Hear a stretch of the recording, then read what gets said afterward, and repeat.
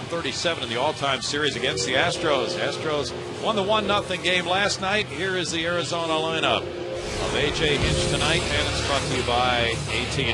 Alex Romero leads off in right field. In left field, it's Ryan Roberts. Gerardo Parra is the center fielder. Mark Reynolds, the cleanup man, plays third base. With Brandon Allen of Conroe making his Major League debut at first base. Chris Snyder's the catcher. Rusty Ryle at second base. Augie Ojeda at shortstop. Max Scherzer's the pitcher. Brian Mueller takes the mound for the Astros tonight. He's 7-9 through 21 starts, an ERA of 5.40. He has not won since July 20th when he beat St. Louis. We're looking to get that turned around. Defensively, it looks like this. Liborn and Pence, left, center, right. Blum, Tejada, Matsui, and Berkman cover the infield. Chris Coase back in there tonight. Did a nice job catching Roy Oswalt last night. Tonight he'll flash the signs for Brian Mueller. Diamondbacks have lost 6 in a row now. They're 54-69. They've hit only 177 during their 6-game losing streak.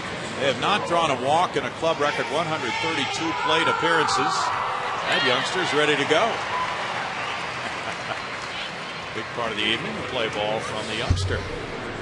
And it's Romero leading it off. Alex Romero 1 for 3 in last night's game. 274, no homers, 12 runs batted in for Romero. Brian Mueller takes a sign from Chris Coast and goes to work. It is strike one with Harmon Hudson calling the balls and strikes. Romero batted 8th last night, got a hit in the 3rd inning. Diamondbacks managed only 4 hits, 3 singles and a double in the 1-0 loss to the Astros last night. That's in tight. My guess is you could take the Diamondback lineup, not put first names on there, just the last names, and read them to just a casual baseball fan and say, who's this group? And they go, huh? Yeah. A hit into right field by Romero. He stayed back on the breaking ball and has a leadoff single. And he's aboard for Roberts, Ryan Roberts. Romero, Roberts, Parra, Reynolds, Allen, Snyder, Ryle, Ojeda, and Scherzer tonight for the D-backs. A very young club they're running out there now. Got some injuries, some players sent out due to poor performance. And they were a pretty young club to begin with. 274 for Ryan Roberts, 5 homers, 14 runs batted in. And there's a throw over on Romero, who's 2 for 2 in steals. Roberts last night was 0 for 4. He played second base, finds himself in left field in this game. Very versatile type from Fort Worth. He went to UT Arlington and was a teammate there of Hunter Pence. And strike one for Brian Mueller, who at home is 2-6 with a 6.44 ERA. Beat Arizona in Arizona, and he's 2-1 lifetime against them with a 5.53 ERA. Beat Billy Buckner there June 14th, giving up 3 runs in 6 innings. That's flared foul and out of play. And it's no balls, 2 strikes. And Brian having a backwards year, better on the road than at home, and better against left-handed hitters than righties. A.J. Hinch, the manager of the Diamondbacks, resting a couple of his left-handed bats tonight. Stephen Drew with the night off. Montero, the catcher's got the night off. Tracy played last night, as did Ochin. They're all off tonight. All left-handed bats on the bench for the D-backs. Still 0-2. There's Kirk Gibson, the bench coach, watches this Arizona club. Only 9th in runs scored. They could use some hitting, the caliber that Gibson provided for his years in the big leagues. A.J. Hinch, the young manager, taking over during this season, has a 42-52 record since he grabbed the reins of this Diamondback club.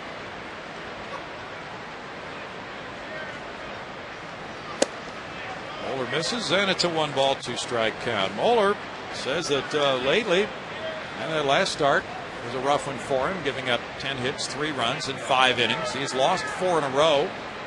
Got a good no decision at St. Louis in there, but with an ERA of 6.59 during that 0-4 stretch. He has no excuse for it. He's had some good starts, but one inning usually has meant the difference and has really killed him. So against Colorado, he gave up a 3-run homer and a grand slam a couple starts ago, and that was to the Giants. So those are the numbers recently. Not going to make any major changes. That's looped into right center field off the end of the bat. Hunter Pence charging to field a single by Roberts. And the D-backs get something working. First and second, nobody out for Parra. Now Brian's strength are fastball command, and he really knows how to pitch. His stuff is a little bit short, so the margin for error is not very big. Just keep the ball down, keep the ball out of the middle of the strike zone. Successful against the lefties this year because his sinker changeup combination down and away has been very effective. Tough for the hitters to recognize that changeup. Gerardo Parra, 284, 5 homers, has 44 driven in. Parra to left center field. He gets one in. Romero around third, coming in to make it 1-0 as the throw goes into second base. 3 straight singles for the D-backs, have them on the board. RBI number 45 for Parra.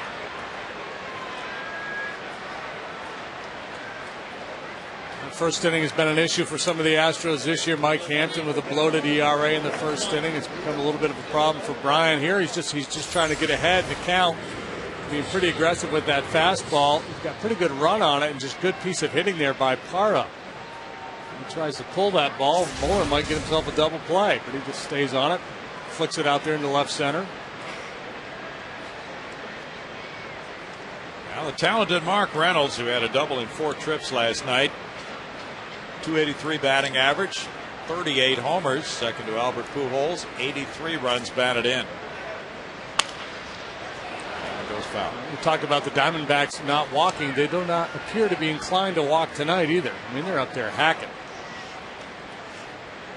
Well, that's what Reynolds said after the game last night in some of the interviews. He said we're a young team. We swing at pitches early in the count. Quite often it is the pitcher's pitch. 1 ball and 1 strike. Roy Oswalt was dazzling last night.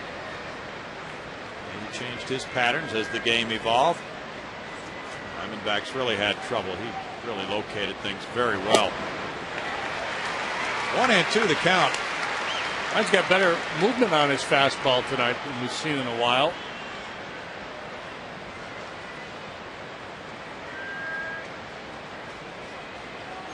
He's pitched some good games. His last win here at home was over St. Louis. Back on the 20th of July, he beat them, giving up 2 runs in 6 1/3 innings. 3-2 win there. Ground ball to third, blown to second. Matsui jumps, gets the out, safe at first. Run number 2 scores. Reynolds getting his 84th run batted in. Matsui got the out call at second from Randy Marsh. The throw pulled him a little bit in a different direction.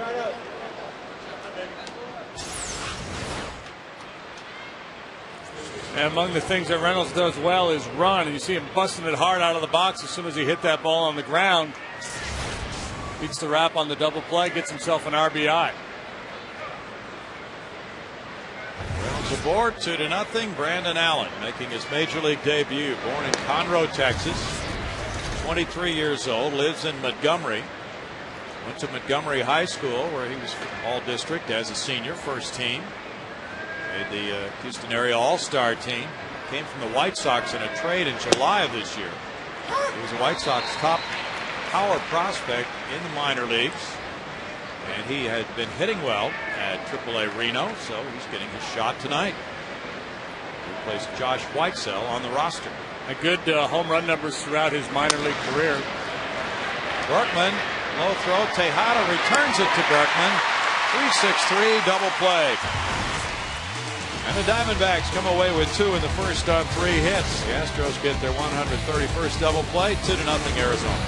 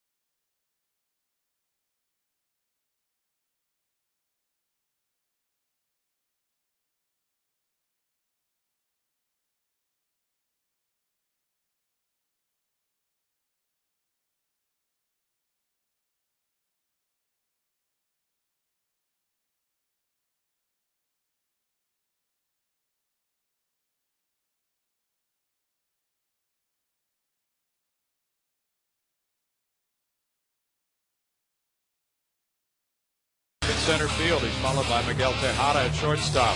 Lance Berkman's the first baseman. Carlos Lee plays left field. He's followed by Jeff Plum at third base. Hunter Pence right field. Kazuo Matsui second base. Chris Coast catcher. Brian Moeller pitcher. 25-year-old Max Scherzer takes the mound for the D-backs tonight, 7-7 with an ERA of 4. He's a strikeout pitcher, 135 of those in 128 in the third innings. He made his debut against the Astros last year in relief, 4 in the third innings, did not allow a base runner. That's really good.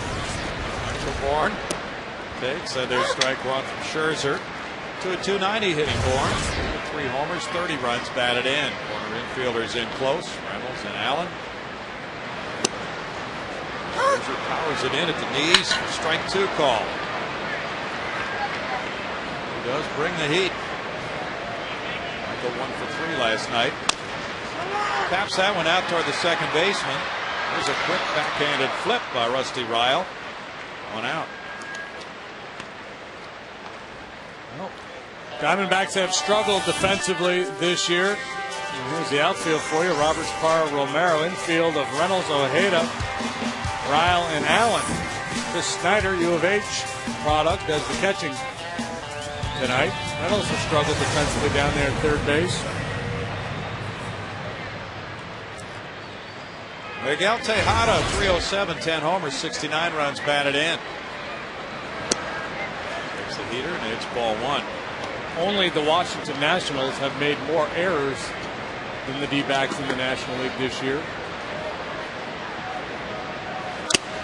Had a couple more last night to give them 102 for the season. Rattled the mask off with Snyder.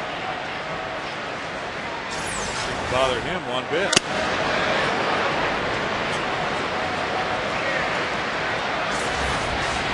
But he liked it.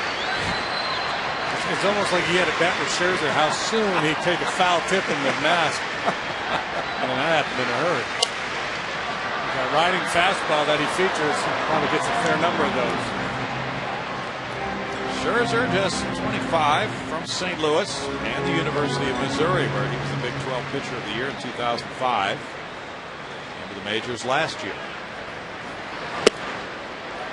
2-2. That game you talked about, JD, against the Astros. He retired all 13 men he faced. It was the longest major league debut by a pitcher who retired every batter he faced. Yeah, it's you got to be careful setting the bar that high in your major league debut. Expectations go through the roof. No hits, no runs, no walks, no nothing. Punched out 7. Tejada flicks it foul. Looks like he smoothed out his delivery a little bit. Scherzer had a good stretch from the 1st of June through August 16th. He was 5-2 with a 3.52 ERA. Last time belted around for 9 runs, 3 of them earned in 5 innings. His own error cost him. Fastball gets him a strikeout. Now number 2. 96 miles per hour. Well, so far it's pretty much been nothing but fastballs on the attack early. Basically playing catch me if you can. Nothing fancy about that one. Right over the heart of the plate. Belt high. Maybe a little tardy. Lance Berkman was here early today, giving his testimony to Faith and Family Day. 280, 18 homers, 58 runs batted in for Lance. He went 2 for 4 last night. And there was a nice concert by Mercy Me. A lot of these people came early for those events and stuck around for the ball game. Carlos Lee on deck. Allen catches the corner. 0-2 on the changeup. Came off the fastball to an 84-mile-an-hour changeup.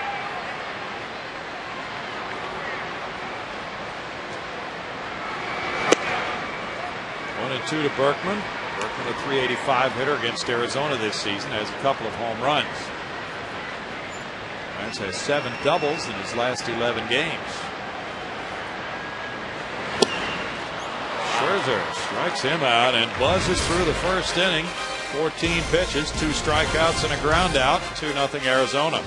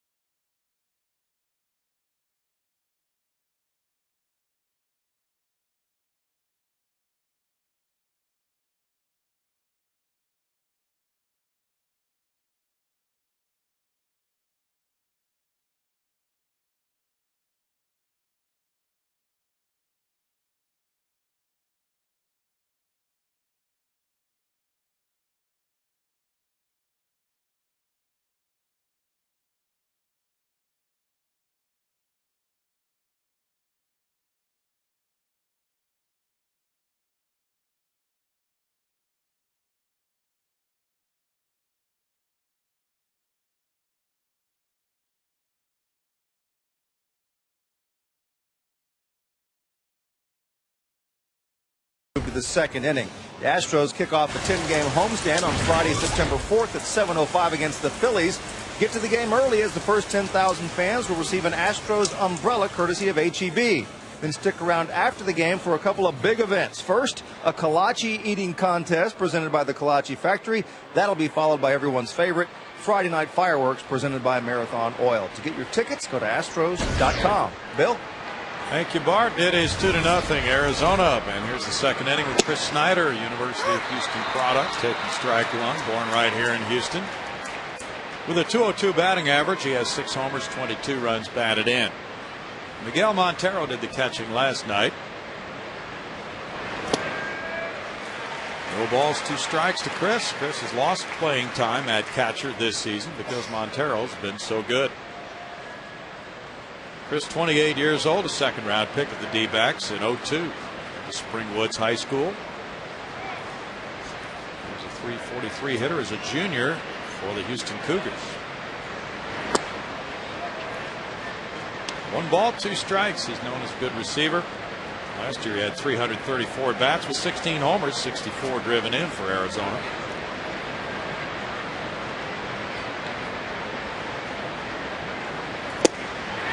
Good sink on that one for Brian Moeller, who gets his first strikeout.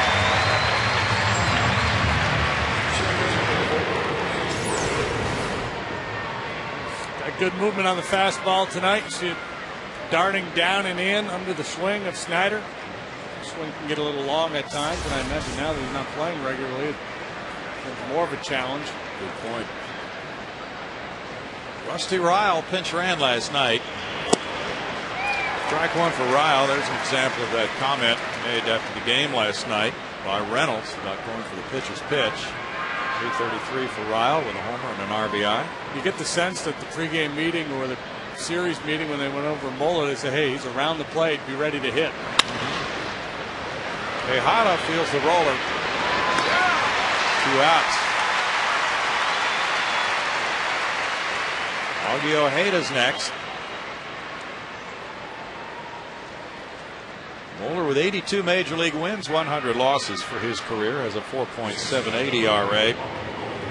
His last game, his numbers would have been better, but he left that game with the bases loaded. 2 of those runners later scored. Ojeda, 232, has 1 homer, 7 runs batted in. And Brian has a personal 4-game losing streak. The Astros have lost his last 5 starts. Brian was saying it hasn't been miserable in the course of those starts, but certainly inconsistent.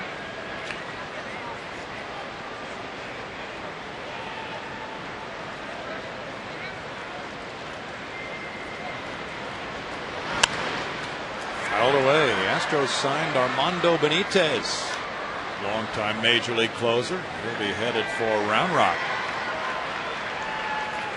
He was pitching independent ball for the Newark club, I believe, right? Newark Bears. Yep. A lot of ex-major leaguers looking to hang on. Will go play independent ball. It seems like a lot of them play for that club. Yeah, I think they treat the players very well there. It's just a good spot. A lot of players enjoy being in that league. I don't think there's quite as much travel maybe as in some other independent leagues. He was 1-0 with 16 saves there in 34 outings. Plus you're close to Manhattan. There you go. 1-2. Benitez is 36. He has 289 major league saves in 15 seasons. He was scouted by Enos Cabell. And he reported back, Enos said Armando was in very good shape, throwing well. Tim Raines is managing the Newark club. Line right field. Headed for the corner. Hunter Pence gets over, and we'll have a play at second base. Strong throw, a little bit offline, and Ojeda hustles it into a double. Looked like a double all the way, and it was his 12th of the year. That's a tough throw for Hunter. Run that ball down into the corner, spin, and then fire back in the other direction. Ball up and in a little bit, and Ojeda gets the head out in front of it. Well played by Hunter. Max Scherzer now, 2-out opportunity to help his own cause, and he's a pretty good hitter, hitting a .171 this year. He's driven in 3. You know, the Benitez signing is pretty much zero risk. They bring him to Round Rock, and take a look at him for a little while and then reevaluate with an eye towards next season. Off the end of the bat, it goes to right center field. Hunter Pence trying to track it down, and he does on the run with a good backhanded catch. No runs, 1 hit. Pence makes it a scoreless second inning. 2-0 Diamondbacks.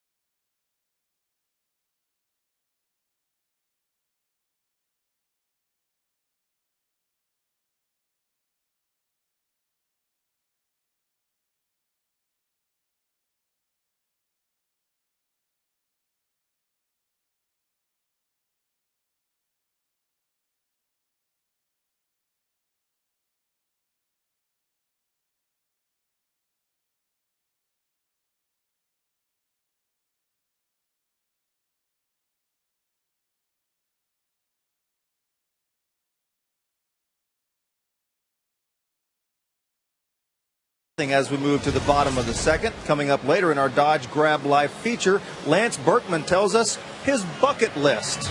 Lance has already done so much. It'll be interesting to hear what he'd like to accomplish non-baseball wise before his time is up, guys. Absolutely. Has a multitude of interests, so we'll watch for that a little bit later, Bart. Thank you. 2-0 Diamondbacks. And there will be Carlos Lee coming up here in the Astros second inning, to be followed by Jeff Blum and Hunter Pence.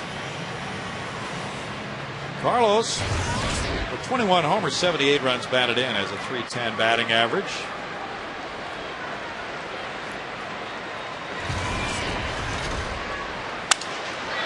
Into center field, shallow, and they will dunk in for a hit. Carlos playing way back in front of Towles Hill. Carlos on with a leadoff single. Parra plays the deepest center field of any center fielder I've ever seen. He does.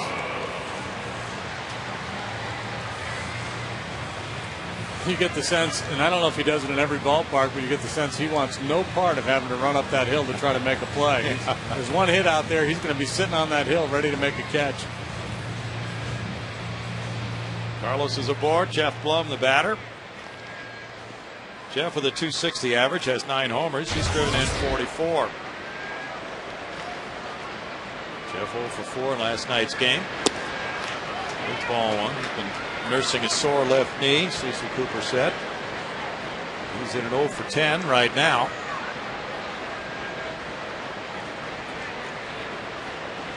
A lot of guys are playing banged up this time of year. Alberto Arias has a sore right knee. Lined over first base. That's a fair ball. Kicks over to foul territory. The fan reaches over. Can't touch it. The ball gets loose from the right fielder, Romero. Carlos Lee comes home. Throw to the plate. Not there. 2-1. Yeah. Romero's arguing that the fan interfered with that ball. And nothing else. And now A.J. Hinch is going to come out and argue. I don't know if the fan touched the ball or not, but clearly Romero was lost focus a little bit. And that's, if the fan didn't touch it, that's a hang with him.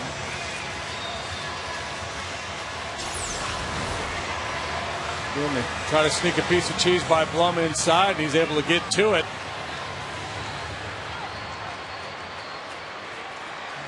May have kicked off the guy in the blue shirt arm as it came off the wall there. Might have. Like A.J. Hinch may be asking for a video review here. That is reviewable. Fan interference. It's ruled a hit and an error on the right fielder for now. It's a double for Blum, and then the error will mean presumably check on an RBI. No RBI.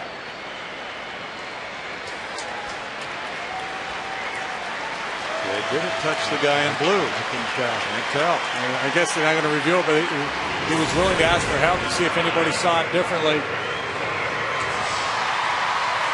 Well, Blum goes to third on the error by Romero. Angel Hernandez with the call of no interference. And Blum did not get credit for an RBI as Lee scored to make it 2-1. Hunter Pence the batter. It's strike one.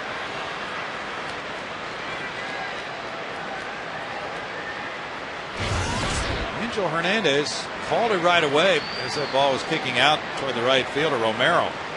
285 for Hunter. 19 homers. A foul ball there. Interference was ruled. They would have given Jeff a double and put Carlos back at third base. So he still would have been looking pretty good. Second and third, nobody out. Now you got one in. Blum at third, infield back. Ground ball anywhere but the mound, gets the run home. This ball had plenty of pop, and there's a strikeout for Scherzer. One out. Yeah, 99 miles an hour, and that's the beauty of having an arm like Max Scherzer. Talk about a ground ball anywhere or a medium depth fly ball scoring the run. He has the kind of fastball he can just keep the ball out of play. His strikeout rate per 9 innings, one of the best in the league.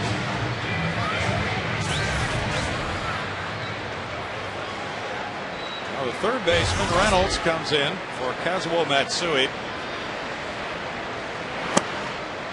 Matsui takes ball one. He was out for early hitting yesterday before batting practice. Cecil Cooper was asked about Kazuo in his regular daily meeting with the writers and people who cover the team today. So we're trying to get him going from the left-handed side. He just hasn't been able to get his stroke together this year. He's a left-handed batter like he did a year ago. But he said he's very important defensively to this club, and he'll continue to play. We just would like to see him come around here.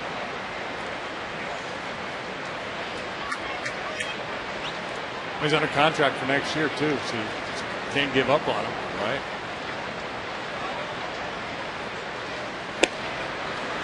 Strike makes it 1-2.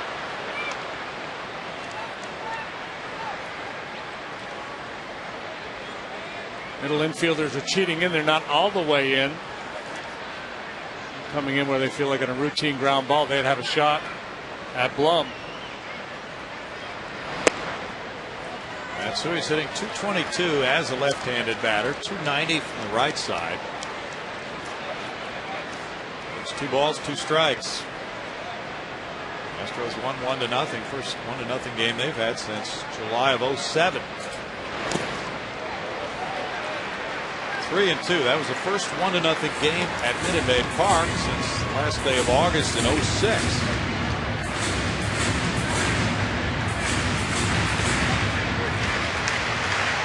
Matsui's trying to snap an 0 for 16 right now. This would be a great place for him to break out or fly a ball deep enough would be welcome. That one's hit well enough to left field to get the run home and bounces off the wall.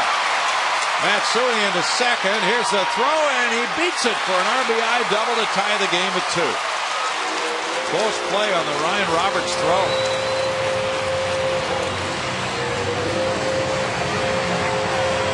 Very good at bat by Matsui, who hammered that one to left field. A guy that throws as hard as Scherzer, he just want a good quick stroke. Take a big swing, didn't really load up.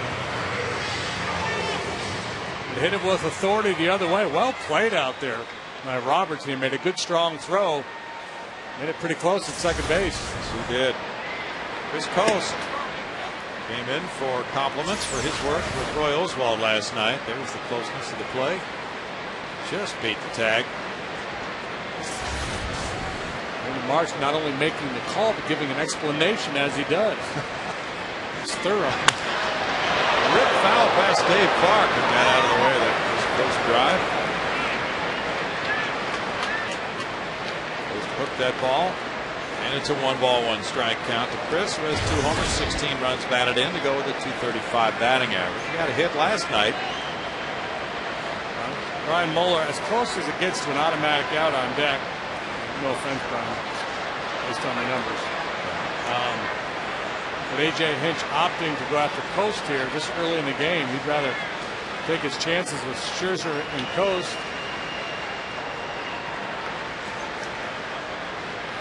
There's only 1 out anyway. That's a moot point. Coast swings through that one, and it's 1-2. Rewind the tape on that. Okay. Give me a mulligan. It's August. It's late August. Join the club. You expect me to know how many outs there are? No, not always. Now you're expecting to know the score. We all have those moments. 2 balls, 2 strikes. I like to tell the story back in the 70s. The Reds and Pirates were playing, and one of those late July games, everybody was pretty well gassed, very hot. Everybody forgot how many outs there were on both teams. Everybody broadcasting the game went to commercial and realized that after about a minute of the commercial break, that was only the second out. The team in the field had run off the field. I'm back, boys. Yeah. That was a game, a spring training game this year where they, I can't remember who was doing it, but the broadcasters left because they thought the game was rained out. That's right. That's right. And then they resumed it, and there was no more radio. And the broadcast. In the hole at shortstop, diving. Ojeda with a long throw to first. Spectacular play. Well, Coast got his hit there last night in the hole, and Stephen Drew was playing shortstop and did everything he could. This time Ojeda really made a brilliant play. You're going to get a good look at it here. Coast tries to yank that ball through the hole, and Ojeda does the belly flop, and the key, how quickly he gets to his feet. Man, he's down and up in no time. He's on a trampoline. And then unloads the good, strong throw. That is spectacular. Now Brian Moeller. Bouncer back to Scherzer. There's a shot put to first. And in the second, the Astros tie it. With 2 runs, 3 hits, 1 error, 1 left. It's 2-2 after 2.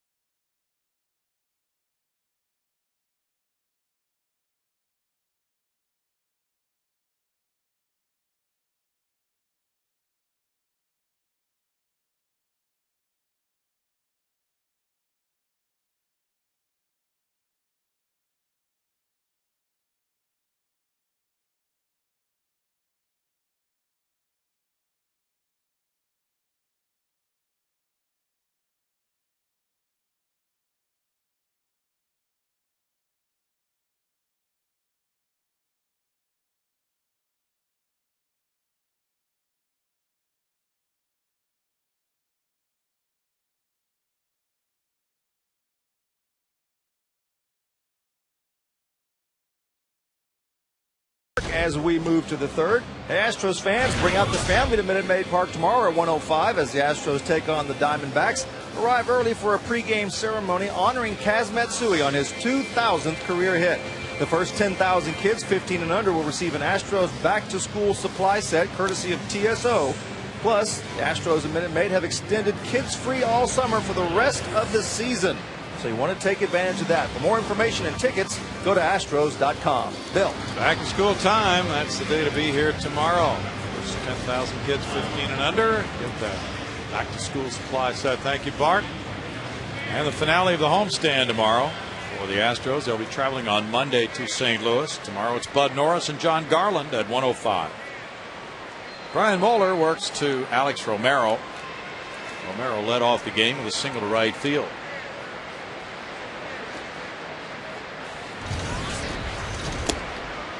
That's strike one for Brian Moeller. Gets a fresh start now that the Astros got two.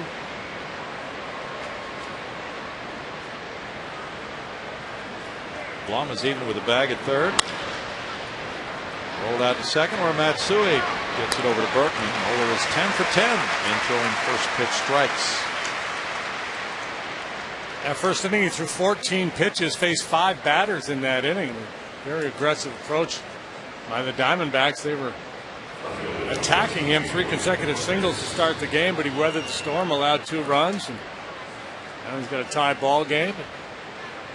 As is often the case, pitcher like Moeller, who relies on control, a little vulnerable early and then resets the sights to see if he's made the adjustment. That's strike one to Ryan Roberts. He's hit .310 this month. Roberts opened the regular season on a major league roster for the first time in his 7-year pro career. Broken bat roller.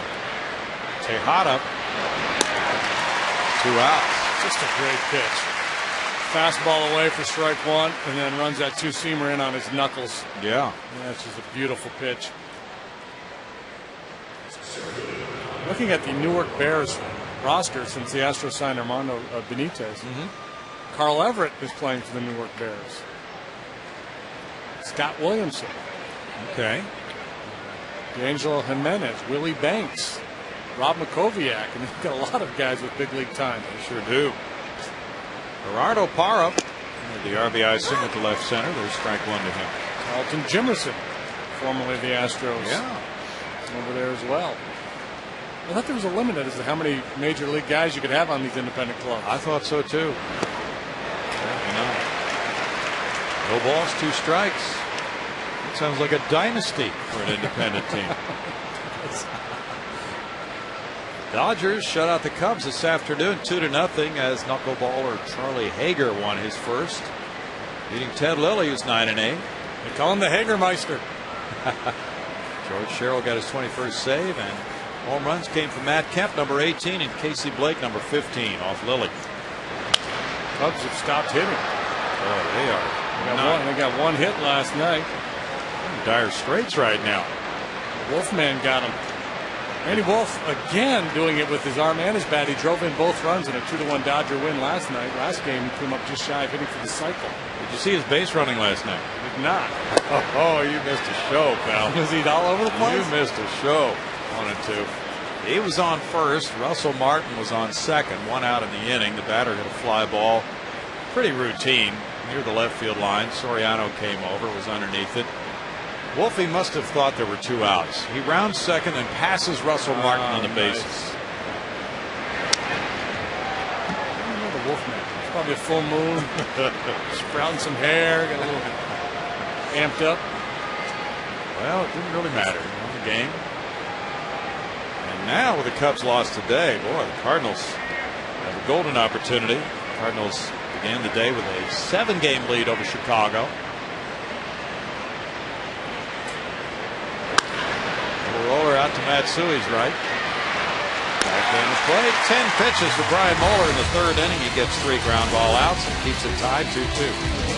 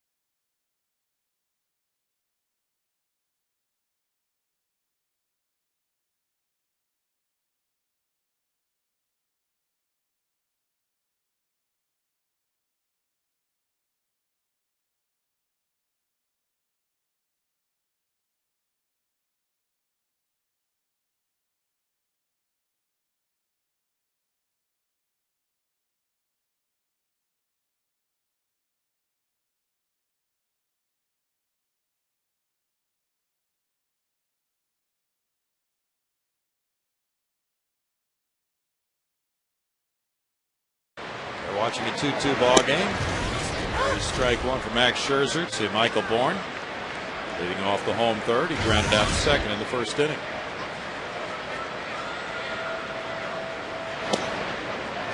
It's a 1-ball, 1-strike count. Michael heard in the Astros clubhouse that Rainer Noble was out here, former coach for the Houston Cougars. He didn't see him. They heard Rainer came over and said he thinks to Chris Snyder for the game last night. 2 balls and a strike. It's 2-2. Michael offended that Rainer didn't come by and say hi to him. Why didn't he see me? Chris is probably donating a little more cash to the program. Ground ball to shortstop. Ojeda there. 1 down. Time to step it up. Miguel Tejada will be next. He struck out in the first inning. Those college programs work. Snyder Pavilion there. There you go. Tejada, second in the league in hits with 150. Get his bat going again. Lance Berkman's on deck. Parra shaded to right center. Little roller to third. Tejada hustling up the line. Barehanded Reynolds, who gets away from him. And Tejada will get hit number 151. If Reynolds doesn't let that ball slip out of his hand, he probably gets Miggy, and he's had problems defensively in his major league career. Not as bad this year as last, but still subpar out there. Just never quite gets the handle on it. Good heads up play by Scherzer to pounce on that. It was. No further advance. Miggy busting it hard down the line, running through the bag, wasn't going anywhere anyway, but Scherzer's going to make sure. Tejada get out of the box nicely. Lance Berkman struck out in the first. Strike one. Scherzer painting on that fastball. Carlos Lee's on deck. Scherzer showing range in the velocity of his fastball. 90 to 99 miles an hour. It's 94. The last one was 90. You know, normally when you see that, the low one there is the changeup, but usually with the fastball, the 2-seamer will not record as high as a 4-seam fastball, but you'll see movement, and he's not throwing any fastballs that really show a lot of movement. It's the changeup there.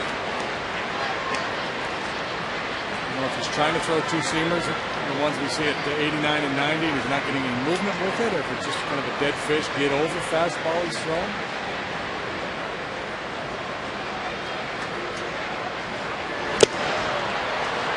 Plenty on that one. Foul tip. Berkman is down on strikes for the second time. 4 strikeouts for Scherzer. Similar to the pitch he got him with last time. Middle in, 95-mile-an-hour heater. Doesn't get that front side down in time. Just can't get there. Carlos Lee looped a single in front of Parra in center field and came around to score. On a Blum double and an error. Scherzer just lobs the ball. Noticed on that play earlier he lobbed over first. Kind of unusual that he throws it so slowly to first base. He might have the yips. He might. It might make you wonder about that. There's ball 1 to Carlos. The thing to do would be just take a big one-way lead and see if he's got a legit pickoff move. See if he'll come over there hard one time. Not a bad thought. Carlos fouls it back. Carlos hit his 20th homer against Florida a few days ago. He became only the 10th player in Major League history to have 20 homers or more in each year of a decade. Every year from 2000 through 09, he's had at least 20 home runs. Only 10 players have done that in a decade.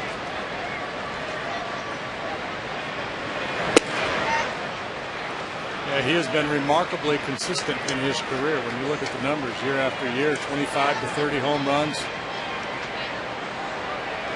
Usually 100 RBI plus. Even last year when he got hurt, he managed to drive in 100. It's a big chunk of the season. Lance Berkman needs 2 more homers. He also will do that.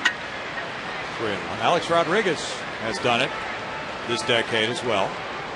The other 8 players to do it are Barry Bonds and Matt Williams in the 90s, Reggie Jackson in the 70s, Hank Aaron in the 60s, Gil Hodges in the 50s, Mel Ott, Jimmy Fox in the 30s, Babe Ruth in the 20s. Runner going up the right field line, slicing away from Romero and out of play.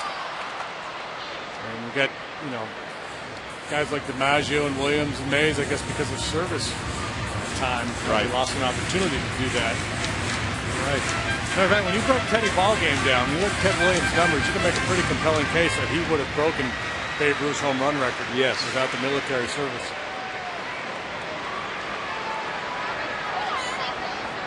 Carlos has had a very good span of 10 years. Tejada takes off. It's ball 4. Runners at first and second for Jeff Flum with 2 outs. First walk for Scherzer. We mentioned his excellent strikeout numbers. 135 and 128 innings coming into this one compared to 47 walks.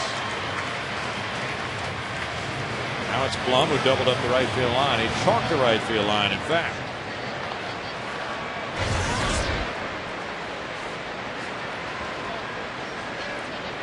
Pence on deck. Bouncer fielded behind the bag by Brandon Allen. In the third for Houston, no runs, 1 hit, 2 men stranded. It's tied 2-2.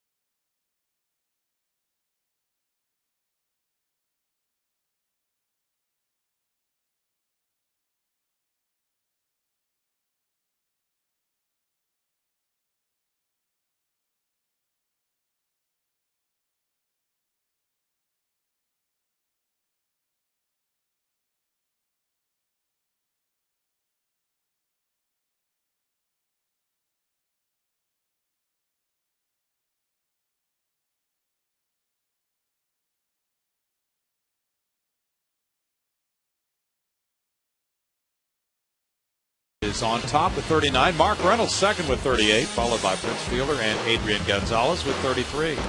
All National Leaguers, huh? That is odd. Wow. Reynolds has hit 14 bombs since July 20th to lead the majors in that span. He leads it off here in the 4th inning with the game tied 2-2. Got an RBI when he bounced into a force play in the 1st inning. Reynolds is the 11th player in Diamondbacks history to hit 30 homers in a season. Luis Gonzalez is their club leader with 57 in 2001. Just noticed in their notes today, JD, they're going to be honoring Gonzo when we are in Arizona next weekend.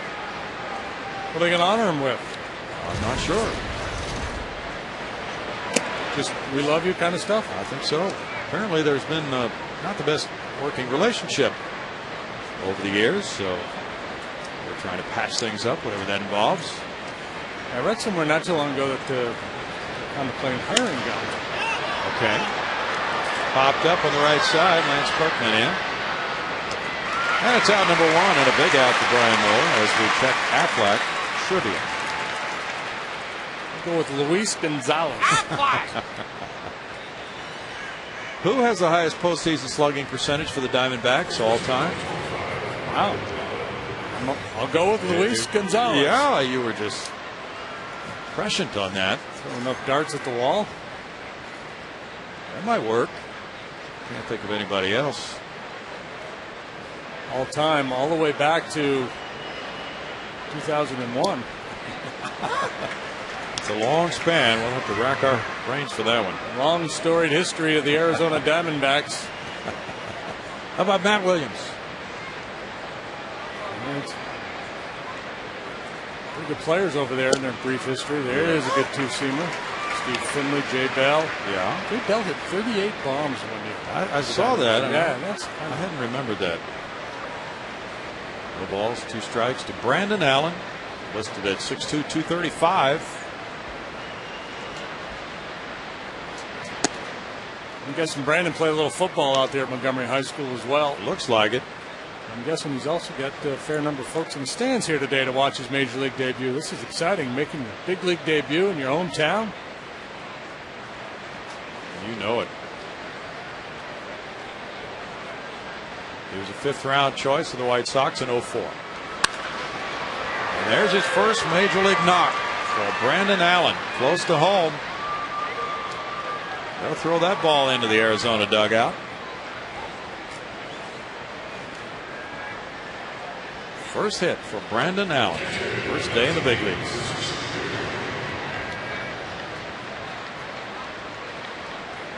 Hit number 5 for the D-backs. And they get Chris Snyder to the plate. I'm wondering if he's look at his credentials, what he did in high school. He must have been some of those all greater Houston area high school teams that they honor in the writers banquet before the season. He was a 4-time selection to the Houston area All-Star team. That's 4-time selection. The ball one, but that's not the team you were talking about, right? I don't know. I just know at the dinner every year they bring up a high school all-star team and introduce each kid, read off their credentials. We probably saw him go up to accept that award. All the hitters are hitting about 490. The pitchers have ERAs of 0.32, stuff like that. We'll have to ask him before the game tomorrow because usually there are Astros players up there shaking hands with those guys at the baseball dinner when they get their awards. So he would have a fond memory of that, no doubt. He might have shaken hands with 4 different Astros players in 4 years. It is 2 balls, no strikes to Chris Snyder. It's been a fairly aggressive approach so far for the Diamondback hitters. Snyder showing a little patience in this AB. Worked his way into a hitter's count.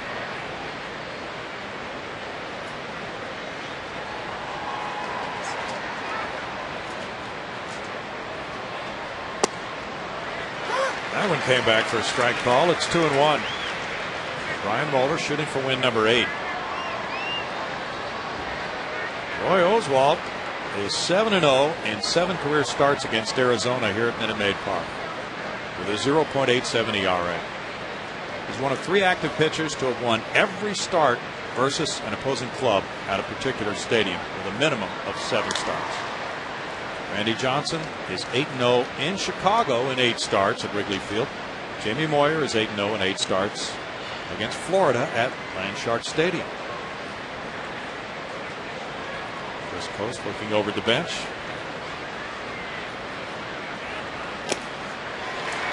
Two and two to count.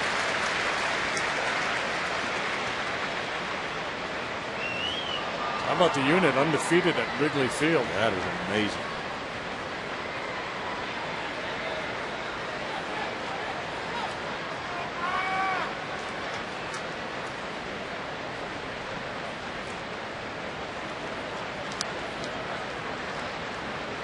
Mulder had a stretch when he was 5-1 with a 2.75 ERA.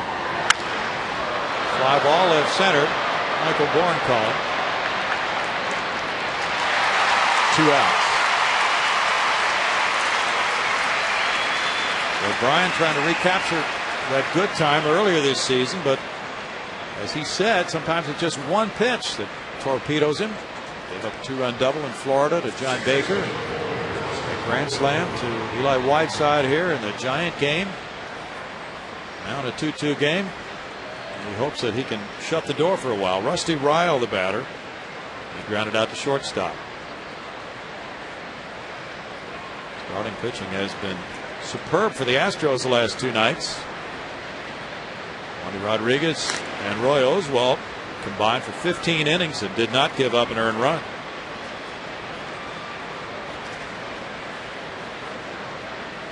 Rusty Ryle's dad played in the big leagues. Mark Ryle.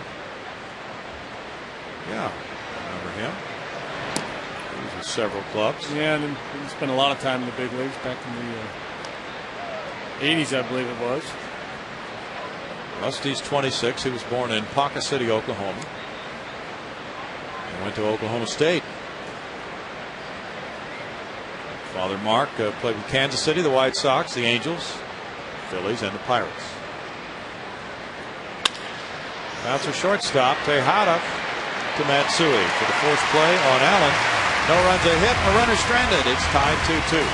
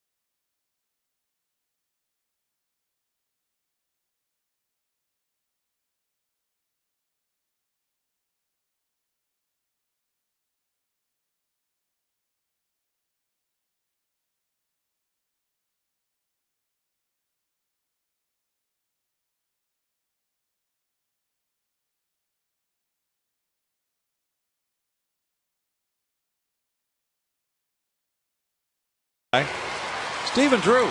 No way. 667.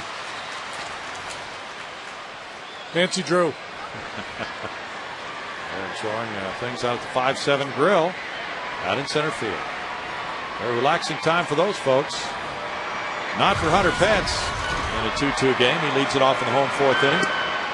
Takes ball 1 from Max Scherzer. He struck out in the second inning. Bud Norris and John Garland tomorrow at 1:05. 1 ball, 1 strike. Astros are 3-1 against Arizona this season, and they'll be meeting them on the road next weekend after going to St. Louis. Chicago is their 3rd city on the next road trip. They won 6 of their last 10 home games now. The Astros 5 games over 500 at home. It's 2-2. Only one team has a better winning percentage in the National League against the teams in the NL West than the Astros. The Astros 20-11 against the clubs in the West for a .645 percentage.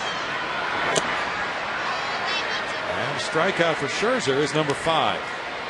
Second time he's gotten Hunter, both times swinging, and again overpowering with that fastball. Nothing fancy. Puts it right by him. Cubs, you mentioned it, Astros heading to Chicago on this next trip. Lou Piniella told reporters on Friday that he will be back next year. At least if it's up to him, he will be. There has been some speculation that Lou shut it down. Really? Matsui showing well. That's a change up for strike one. He had the RBI double to left in the second to tie it at 2.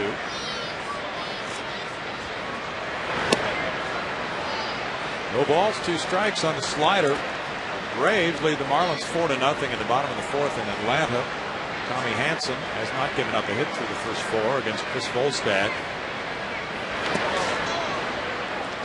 1-2, and the Braves have hit a couple of home runs. They lost to the Marlins last night. Omar Infante hit number 2. Yunel Escobar number 12. The Marlins are 1 game in front of Atlanta, 5.5 behind the Phillies. 2 balls and 2 strikes. The Phillies wouldn't mind if those 2 teams knock each other off. Phillies just swept the Diamondbacks in Philadelphia. Changeup gets him a strikeout. That's number 6. Our Geico quote comes from Jeff Keppinger on Roy Oswald's performance last night. He talked to Greg Lucas after the game. He can go out there and be lights out, and the other team doesn't have a chance.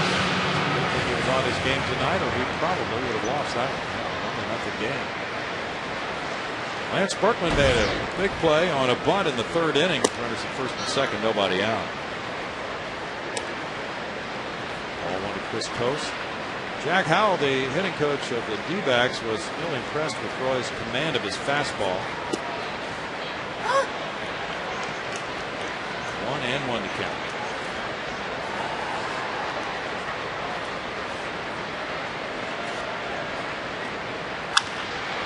High to left field, post, going underneath it a little bit. And Roberts makes it a 1-2-3 4th, and it's tied 2-2.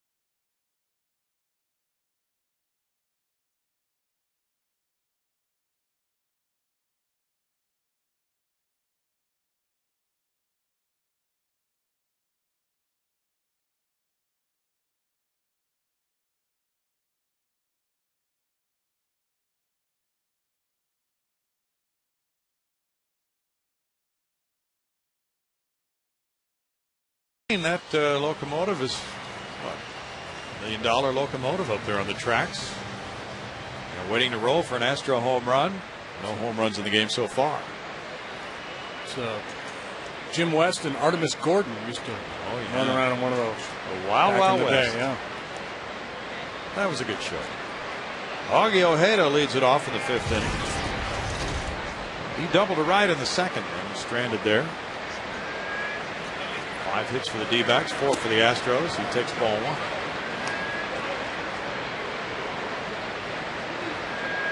Astros have won 4 of their last 5, 3 in a row. If they win tonight, that will equal their longest winning streak of the year, 4.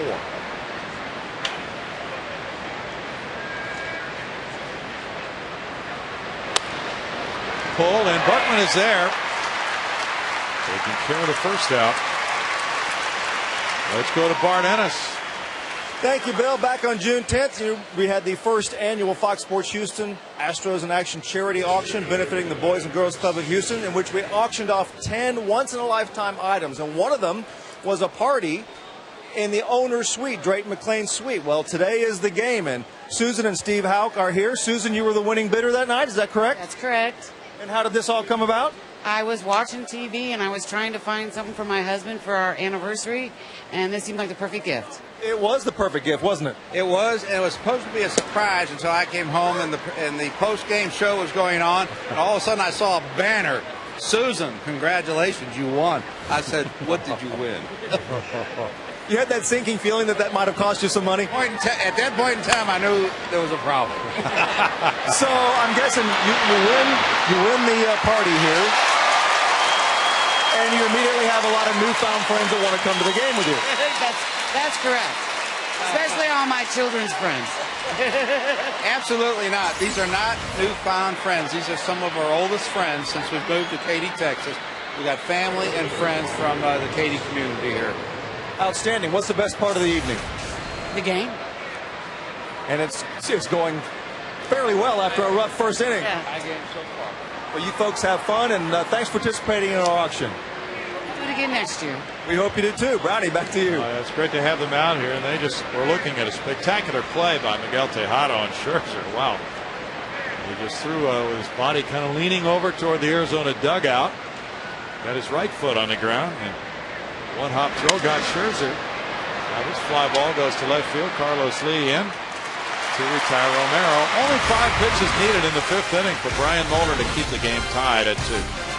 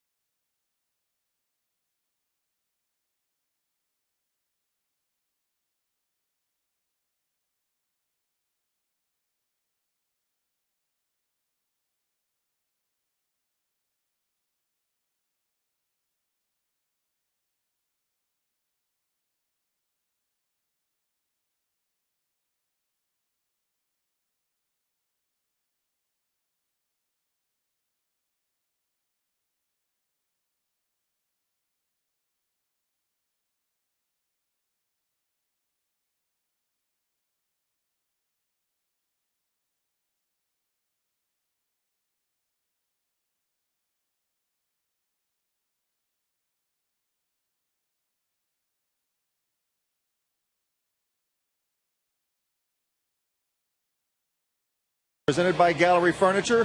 For just $30, you get a ticket and a 100-pence t-shirt with a new design each month. August features a 100-pence all-star design. Plus, you'll be entered into a monthly drawing for an Astros gift. This package is available for every Astros home game. For more information on the Hunters Lodge ticket package, go to Astros.com. Bill? Those are nice-looking T-shirts. There's that package available at every home game. Thank you, Bart. It's 2-2. Bottom of the 5th inning, bringing Brian Moeller up as the leadoff man for the Astros. He tapped back to Max Scherzer in the 2nd inning. Brian with 1 hit in 33 at-bats. Followed by Bourne and Tejada. Strike for Scherzer. Scherzer, a first-round pick in 2006. He was the 11th player drafted. Signed actually before the 07 draft for $4.3 million. Moeller looking to bunt, and he misses, and it's 0-2. They actually went and played independent ball before ultimately signing with that big contract. Minor league teammates nicknamed him Maximilian. There's a little extra pressure on the bonus babies down in the minor leagues. I don't think there's any jealousy or anything. No, Maximilian. That's pretty innovative. Broken bat looper over the mound, fielded by Ryle. Low throw, and there is Allen to scoop it up. 1 out. Not an easy play for Ryle. A humpback liner, short hop, but well done. Here's a little bonus trivia, and this is advanced stuff. Okay. So don't look it up at home, but I'll give you a shot at this. Diehard fans. The expansion draft for the Diamondbacks took place in 1997, and there were 2 players drafted off the Astros Major League roster in that expansion draft. If you can name them, you go way to the head of the class. 2 players taken from the Astros roster by the D-backs. 1997, the D-backs and the Tampa Bay Rays came in together. Their first pick was Brian Anderson, lefty pitcher from Cleveland. Michael Bourne with a hit into center field. He's 1 for 3 now. Michael's been on base 16 straight games with that one. Second longest streak of his career in reaching base. Was Russ Springer one of them? He was indeed, sir. They took him in the 3rd round. They drafted 3 separate rounds, 35 players.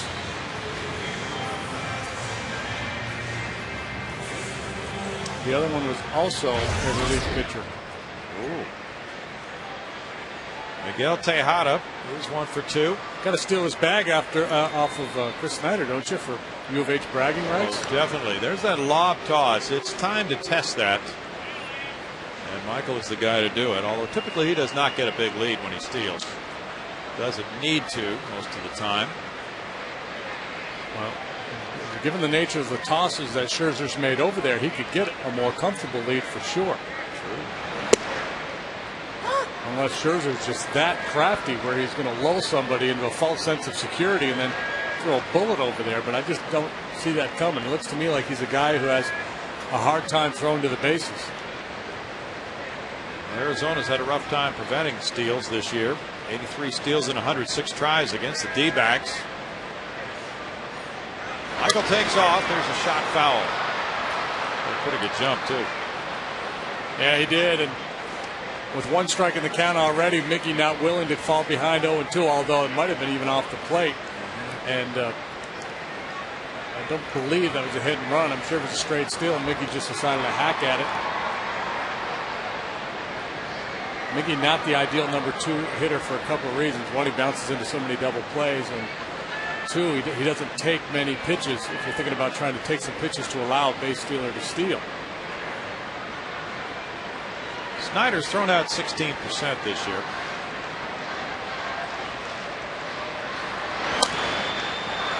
The Yankees actually moved Derek Jeter from the number 2 spot in the lineup to the leadoff spot because he hits into a bunch of double plays. The difference being that Jeter has a very high on base percentage. Contemplate using Miggy in the leadoff role, but he doesn't walk much, so you don't get the on base out of Tejada that you do out of Jeter's is up around 400. Miggy 336.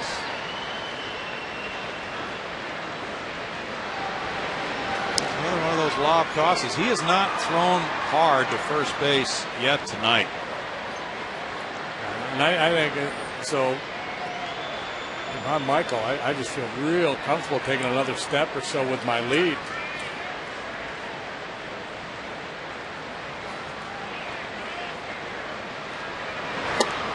If I'm Scherzer, I'm not so sure I throw over there.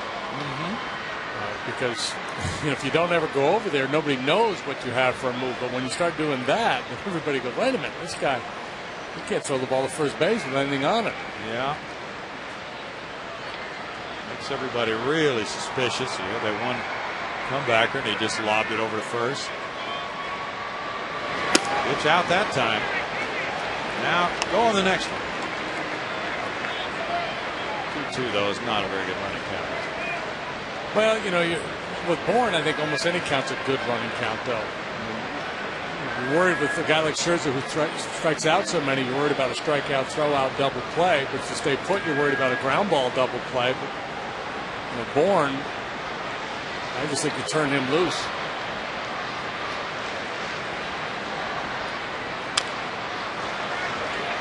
I think a lot of times the thinking is, well, we'll wait because if the count goes full, we're going to be moving anyway. But if you wait with Miggy hitting, there might be a double play before you get a chance to take the base.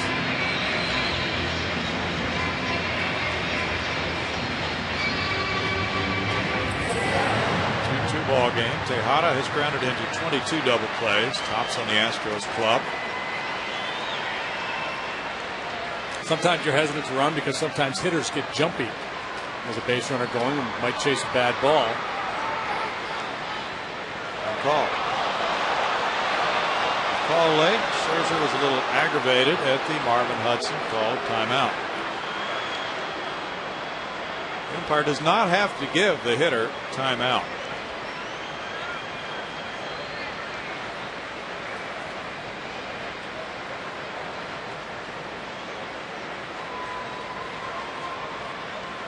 Cleveland, it's the Mariners 3, the Indians 2. They're in the top of the 5th.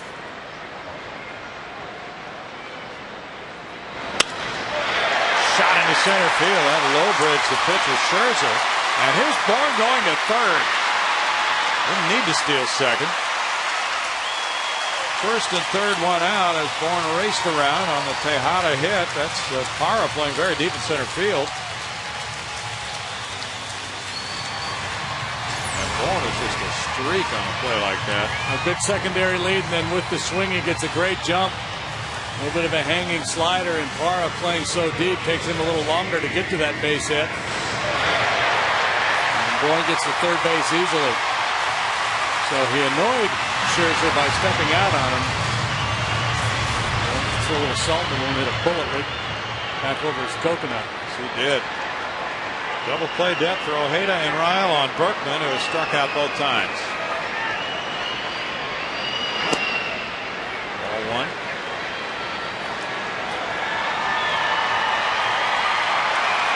The Pirates center fielder Andrew McCutcheon hit a triple last night. Oh, was he something? Spinning around the bases on that triple.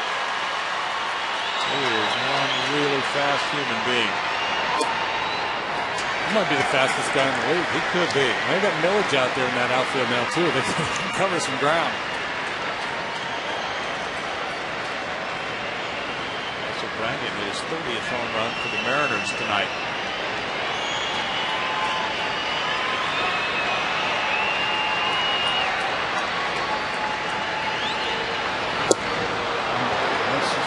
Behind that fastball. First multi-hit game for Miggy since August 11th, and it's kind of been his forte this year. Going to get his mojo back. Yep. Helps to set the table for Lance here. Carlos Lee on deck. Milwaukee and Washington have not started. Still raining in Washington. They did put a little something on that throw. Yep.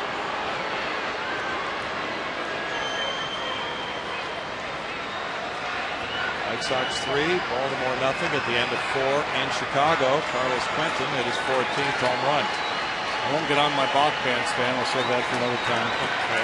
Bach soapbox, I should say. Did you see the one they called in the American League game, the Toronto game last night? I did not. Pitcher got a baseball from the umpire. He didn't like it. And tossed that one back in to get another one. He was on the front of the mound and they called it balk. Is that right? Yeah. Fly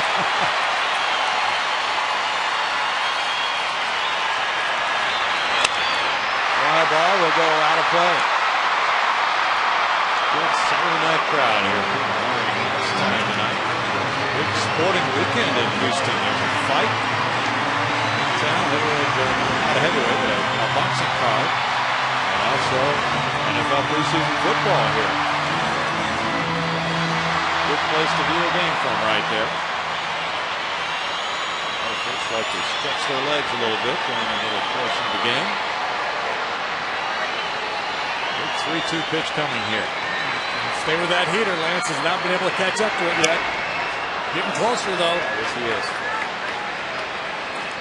He's seen a steady diet. They struck out twice. Both times they were able to get the fastball in a little bit. And they were able to throw it by him on the inner half.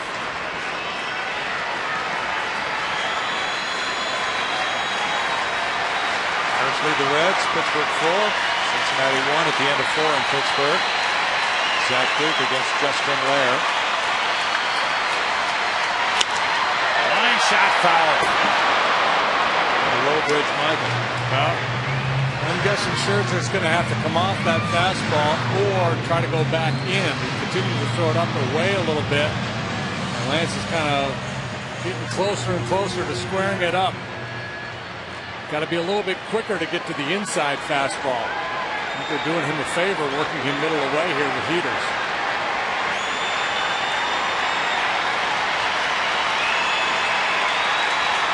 And they try to go in here. And he missed. Ball 4. The bases are loaded. Berkman taking it for his 77th walk. Stottlemyre Jr. is the pitching coach. It's a second walk for Scherzer. People who have been watching Scherzer all year say sometimes if he gets in trouble, he tends to rush a little bit.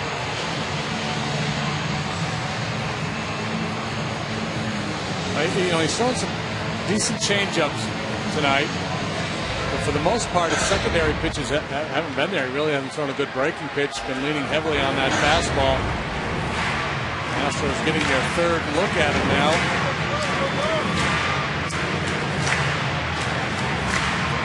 Carlos leads at 319 since the 19th of July with 8 homers, 29 runs batted in.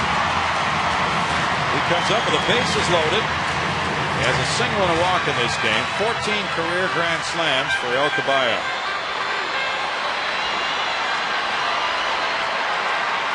3 for 6 with 2 slams this year. It's post time. Up the right field line, foul. Strike 1. We interrupt this dramatic moment to answer our bonus trivia question. Oh, okay. You were right. Russ Springer won. Tom Martin was the other Astros drafted. As Diamondbacks in the 97 expansion draft. And now back to your regularly scheduled dramatic moment. We just have filtered that excitement. The 0-1 pitch coming to Carlos.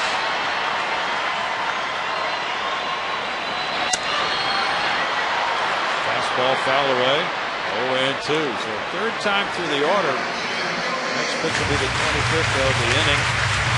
Scherzer's putting that fastball to a test. And he's not really trying to paint with a fine brush with it either. He's throwing it over the big part of the plate.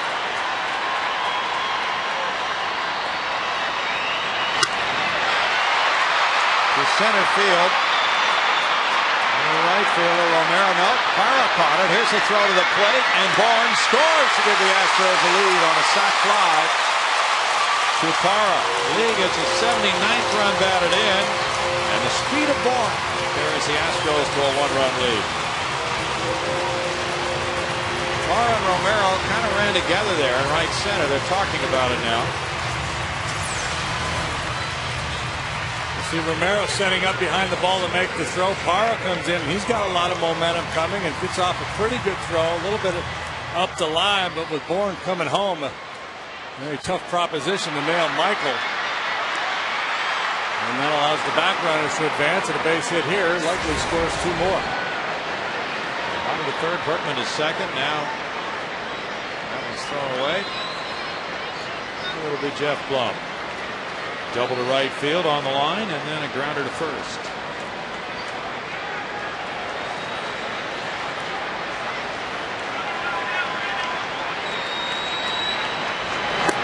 The hit here could be very big for Moeller. There's ball 1.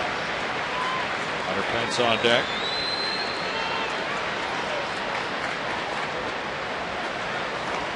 Scherzer had a 6-run inning in his last start against Atlanta.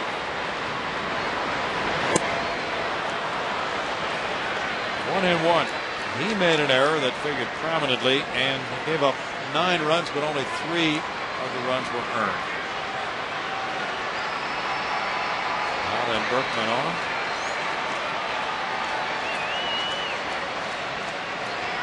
Blum's on a Major League best RBI season pace so far. 1-2.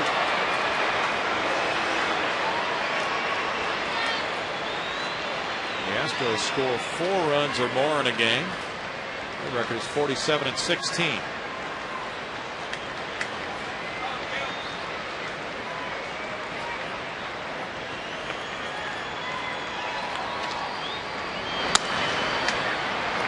Foul. Well, why don't they score 4 more often then?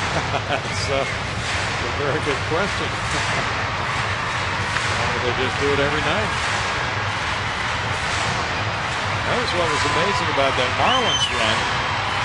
They had 15 straight games of 10 hits or more. They were averaging 6 runs per game in those 15, but their record was only 9-6. Need some pitching to go with that too.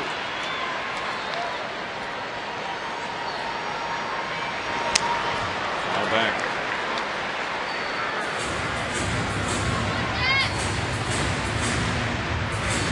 Bay 3, Texas 2, middle of the 5th inning.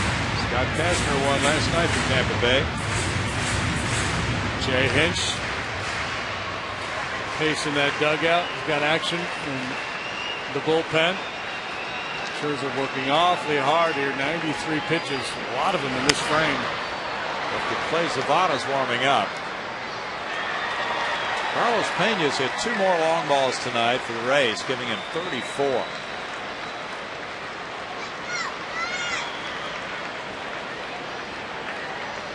Had I known that, we could have put him into our Ford League leaders. We could have cracked the top 4. That's true.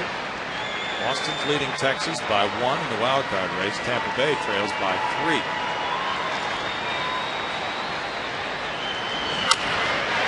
Into right field. That'll score Tejada. Berkman stop sign at third. And here's a play at second for Blum. And he makes it in as the throw's cut off by Allen. Good base running by Blum to get to second base. After driving in his 45th. Make it 4-2. The Astros having good at-bats in this inning. Blummer with a great at-bat. Yanks his fastball through the hole on the right side. And if you remember, just throw the ball in. He comes up and kind of pumps, hangs onto it, and then throws it in. By that time, Blum takes off for second base as the throw comes into the cutoff man late. No advantage there for the outfielder to not throw that ball in. Get rid of it. Hunter Pence was strike one. He struck out both times. Now a well-placed 2-out single gives him 2 runs batted in.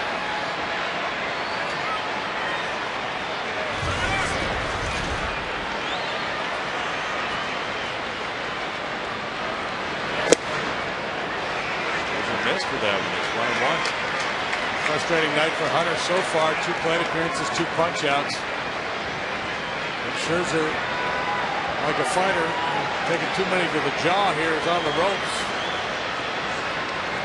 He's vulnerable. Drive foul. 1-2 to Hunter. Yes, sir. Not too pumped, is he?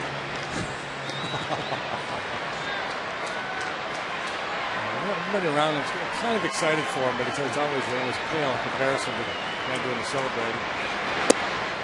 If you sprain wrists out there, that was pretty aggressive for the high fives. 2 balls, 2 strikes. Hunter seeing 291 with men in scoring position. Scherzer right now still throwing hard, but the rotation very inconsistent.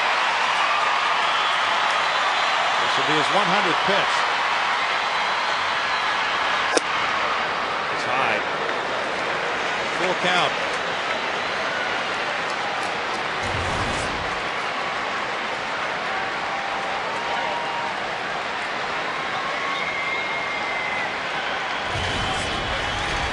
He was 0-4 last season with 3.05 ERA.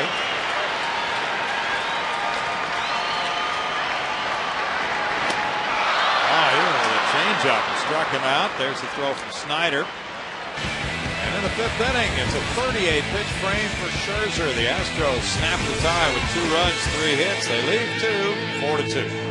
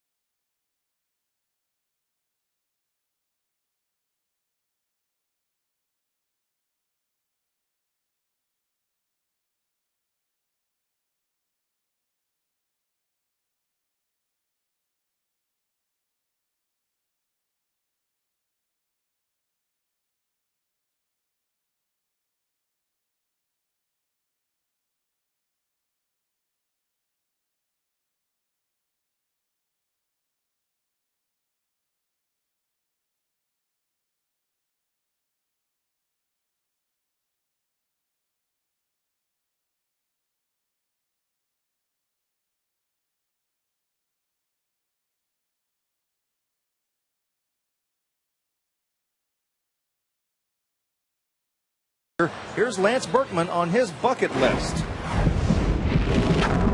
And I'd love to go dove hunting in Argentina one day because I've heard it's pretty incredible.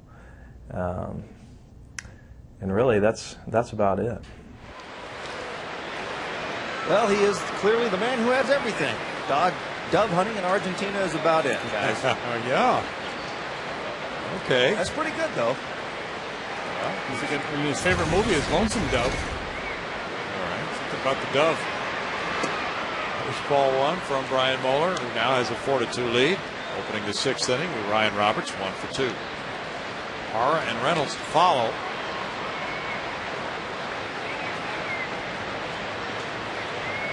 Red Sox belted the Yankees 14-1. Crazy series, eh? Yes. Yankees 22-11, 23-11, something like that last night. Kevin Youkilis had 2 homers and drove in 6 today. Red Sox had lost 5 in a row to the Yankees before that one. 1-2.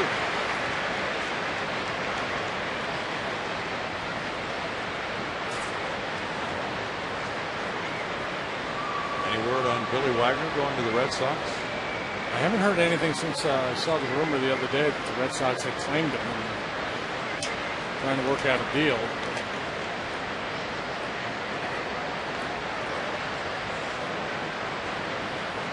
Nothing new. Wags pitched last night.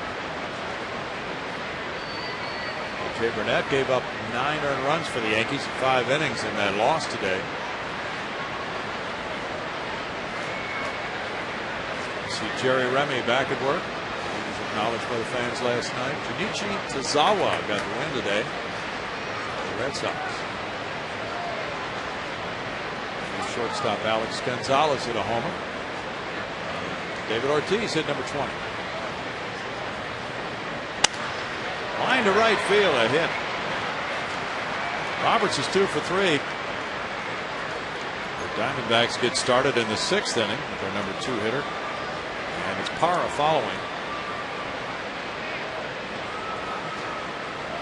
Jose Valverde is not available tonight, Cecil Cooper said. He'll be given a night off, and Troy Hawkins will get a closing opportunity if there is one. Looks like Tim Burdack going to work in the bullpen right now. Parra had an RBI single in the first. He's 1 for 2. That's strike 1. Coop said they're still discussing September call-ups, and Wade will be on the trip. leaving Monday, so they'll have a chance for those discussions as they get closer to September. Normally the Astros will call up a catcher. J.R. Tolles is on the disabled list right now, but he might be coming off soon. No balls, 2 strikes. Sampson and Jeff Geary not posting consistent appearances right now for Round Rock. So they're being watched carefully as far as the possibility of September additions to the roster. Those are the numbers on Moeller.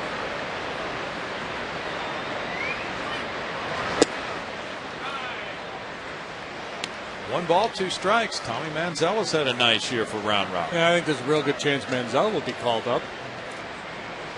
Not sure what's going to happen with Miguel Tejada, but I want to talk about Manziel being the guy at shortstop for the Astros next year.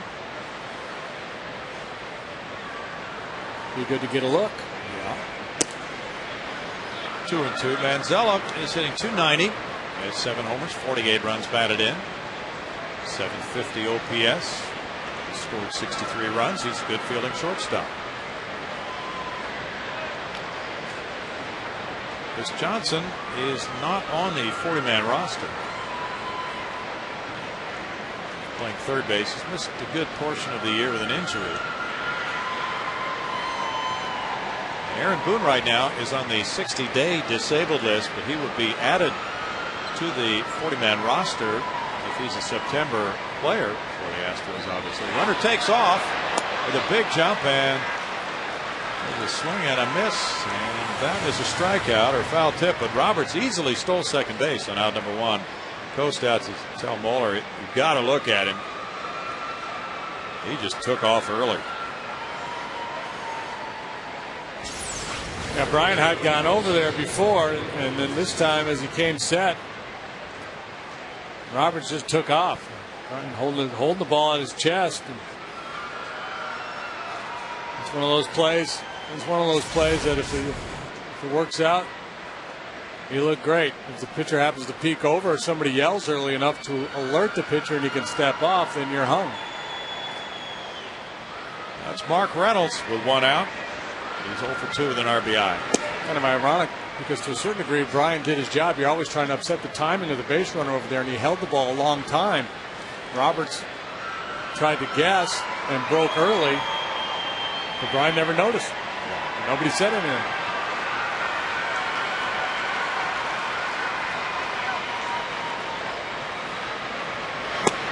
Reynolds takes that one. It's 1 ball, 1 strike. Reynolds has raised his batting average this year. He's on a very good RBI pace. People focus on his strikeouts. He doesn't like that very much. But he could become the first 50-homer, 30-steal man in history. Tim Burdack and Alberto Arias warming up for the Astros. And you know how on these statistics, at baseballreference.com, they compare one player to another from history. And his prime comparison at age 24, he's 26 now, is to Mike Schmidt. Well, you know how that ended. Yeah. Cooperstown. Schmidt had a ton of strikeouts early in his career, hit for a low batting average. Things certainly worked in his direction later on. 2 balls, 2 strikes. Reynolds grew up with David Wright and Ryan Zimmerman, all in the Hampton Roads region of Virginia. Both those guys were first-round picks, but Reynolds was a 16th round. What is it about that area and third baseman? Good question. Let's have a good third base coach. 3-2. Reynolds only got a $50,000 bonus because he was drafted so low. Now, last year, a lot was written about the fact that he struck out a record 204 times. He's on a pace to strike out more than that this year, but his on-base percentage is way up, and so is his batting average over last year. So he thinks there's a little too much on the strikeout. And he takes a walk here. That's his 61st walk. He struck out 169 times. He set the record last year on a pace to shatter it so far this year, but you're right, the improvement in taking the walks, hitting for a higher average, much better player this year than last. I think the difference, I don't know if Schmidt struggled as much defensively early in his career as Mark Reynolds has. Don't remember him doing that. Mark Smith turned out to be a very good defensive third baseman. Reynolds a little bit lacking in that department. But yeah, Smitty, looking at his numbers, he led the league in strikeouts in 74, again in 75 and 76, struck out 180 times in 1975, so a very similar type player. Well, Reynolds led the majors in errors at third base last year with 34, but this spring he was out at 6 o'clock in the morning working with Matt Williams and Jay Bell on infield play. He was attempting to address those issues. Now Allen's a batter. Allen 1 for 2, got his first major league hit in the 4th. It's a ball 1. Special moment for a player. First day in the major leagues, he's in the starting lineup. He gets a hit.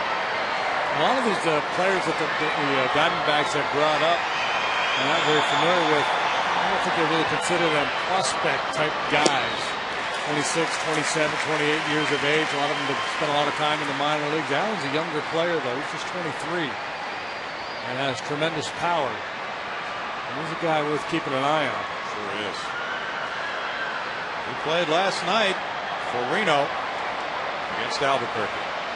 What a difference a day makes.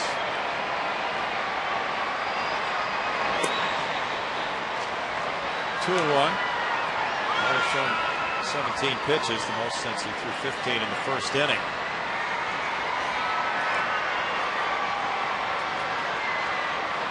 Allen has been at Reno, Charlotte, and AA Birmingham all this year. 2-2, a man on the move. And those 3 clubs combined, he has 24 doubles, 20 homers, and 75 runs batted in. So if you're in Arizona's shoes, why not take a look?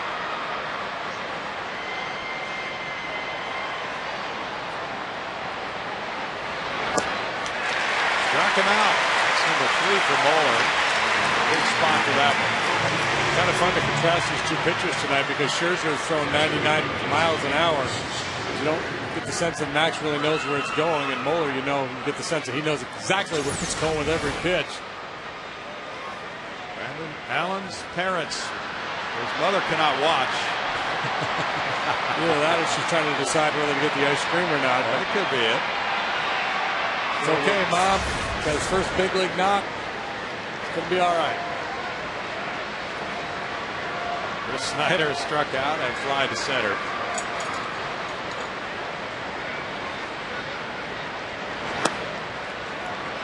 Ball 1 to Snyder.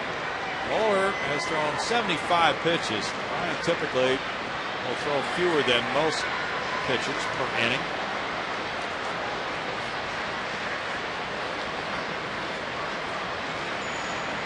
104 in 5 innings, though, in his last start.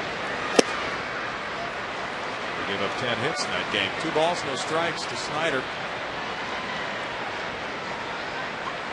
But he's really caught some top-notch pitchers there in Arizona. Big unit. Brandon Webb, Dan Herron.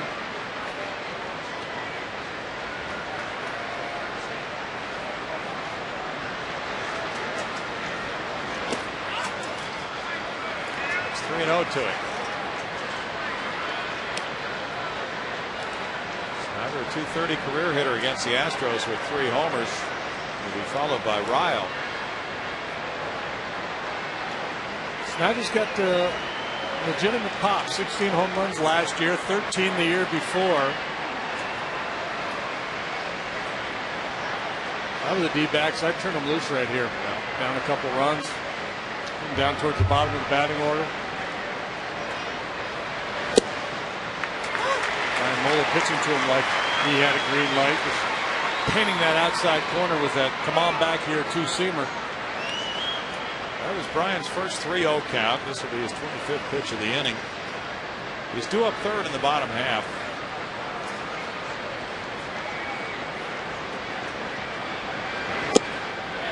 Ball 4 and the bases are loaded for Ryle. Both walks for Moeller in this game are in this inning. And Ryle is grounded out twice. Has to go force play second time up. Ryle's being called back now. It'll be Miguel Montero. Burdack is ready.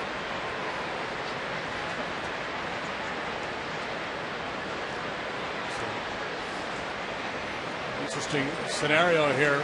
Brian's been better against left-handed hitters than righties this year. Burdack has been really tough on left-handed hitters for quite a while now. Earlier this year, Bird struggled some against lefties, but not so much lately. Now Montero's been announced into the game, so Cecil Cooper will go to the lefty and create that Burdack on Montero matchup. Or will A.J. Hinch make another move? We'll find out in a moment. 4-2 Houston. Back right after this.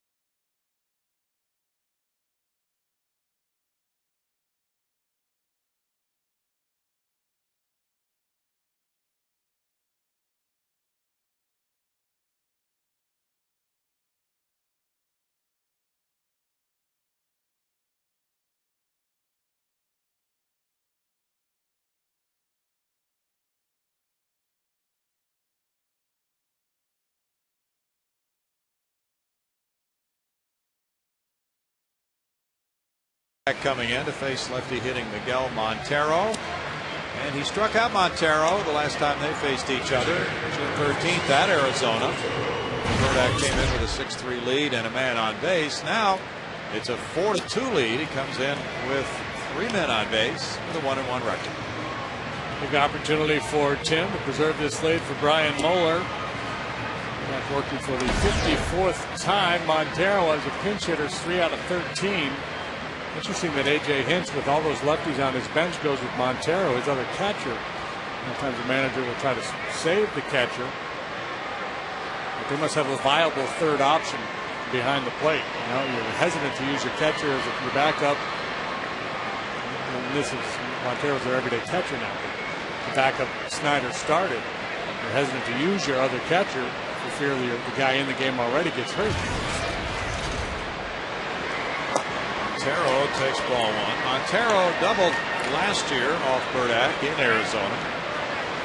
Last night he was 0 for 4. And in his career with the bases loaded, he's hitting .304 with a homer. Astros stopped his 9-game hitting streak last night. Tejada to his right on a broken bat. Gets it to Matsui for the force play. There's one very big out for Tim Burdack and the Astros. No runs a hit. 3 men stranded in the middle of the 6th. It's 4-2 Houston.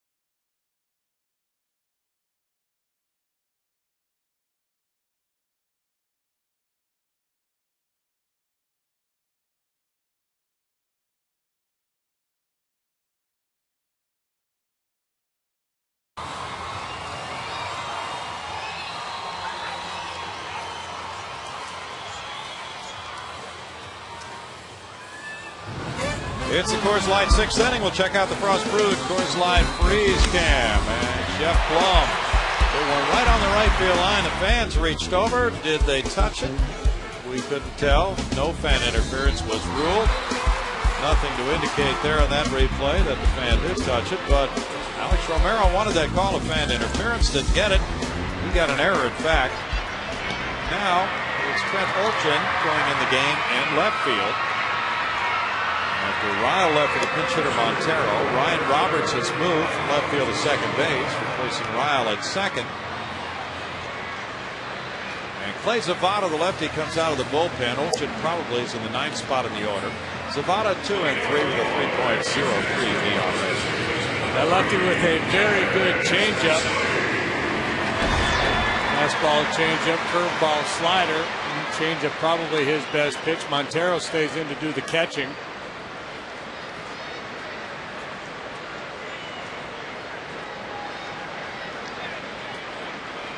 Max Scherzer gave up 7 hits and 4 runs in 5 innings. He had 2 walks and struck out 7. Matsui pushes a bunt. Zavada with the throw gets him. 1 out on 1 pitch. This Coast will follow.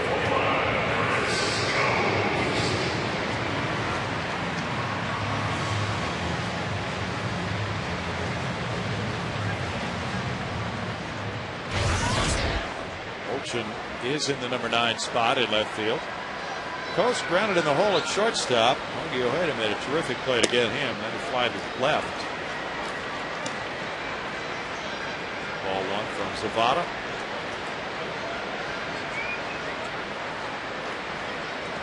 Zavada, 25 years old, from Streator, Illinois, and Southern Illinois University. Foul ball heads for the seats. Allen over. Well out of play for him, and it's 1-1. Tim Burdack is in the on-deck circle. The Astros are warming up areas still.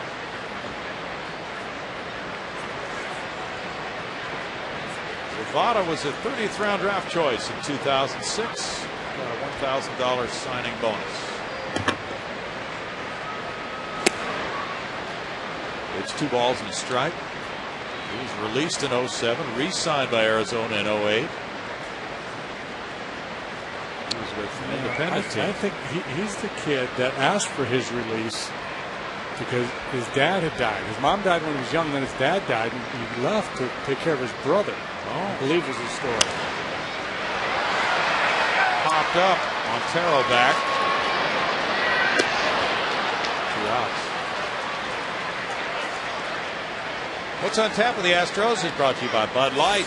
Tomorrow is the finale of the homestand. It's John Garland with a 6-11 record, and it's Bud Norris who's 3-1 for the Astros.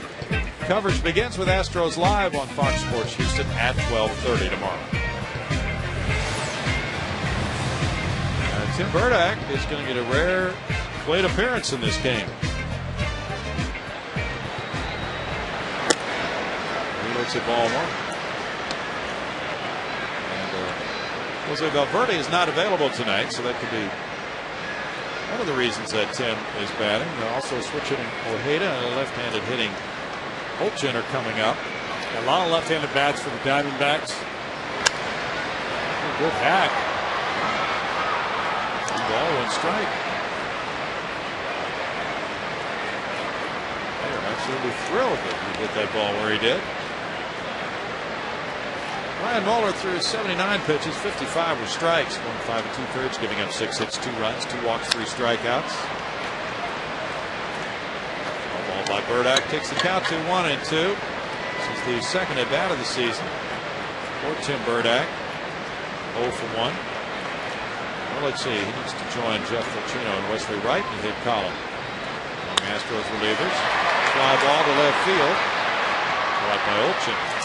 In the 6th inning, it's a 1-2-3 frame for Clay Zavada, and it's 4-2 Astros.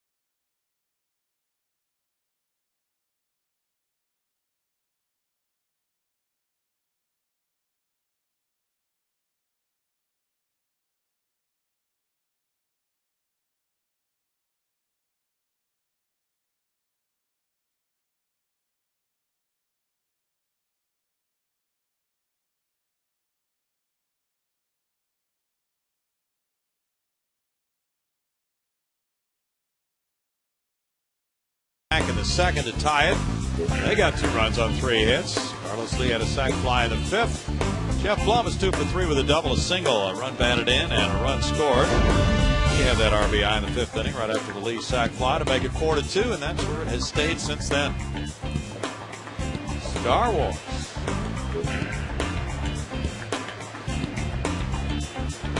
Got to diversify. Baseball, a little sci-fi. Augie Ojeda leads it off in the 7th inning against Tim Burdack, who got Montero with the bases loaded to put out that fire in the 6th inning. Olchin's on deck. It's strike 1 for Burdack.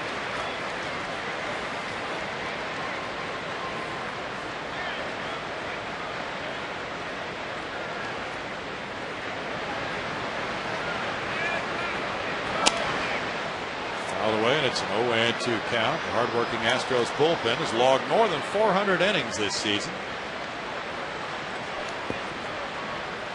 Jose Valverde has made good on his last 13 save opportunities. He will not be pitching tonight. Burdack staying in longer than normal, probably. But then he has had some lengthy appearances this season. He's gone 2 innings or even more than that. That walk back in the 6th inning was the first by a Diamondback in 154 plate appearances, extending their club record.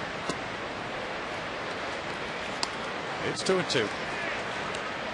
Yeah, they went that entire 3-game series in Philadelphia without drawing a walk.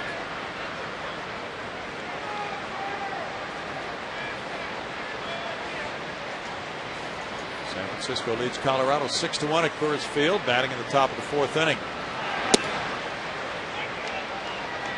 3-2. Giants and Rockies trying to gain ground on the Dodgers and also improve their fortunes in the wild card. Colorado trails LA by 4.5. San Francisco is 5.5 back. Diving Blum, he just didn't get there, and he kicks back off the wall.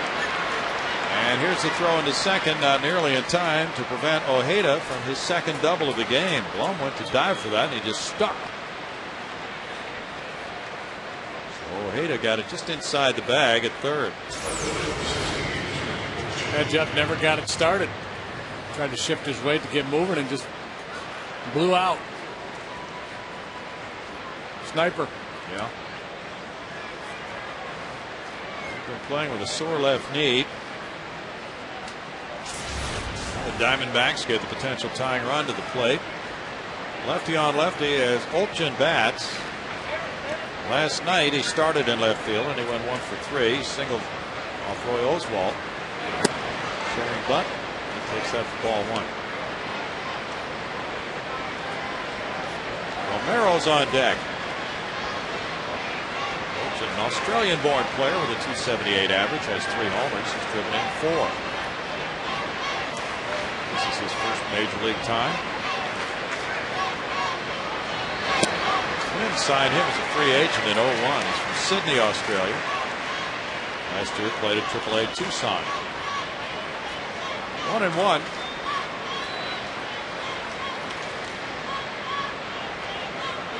Arizona signed him after the 07 season.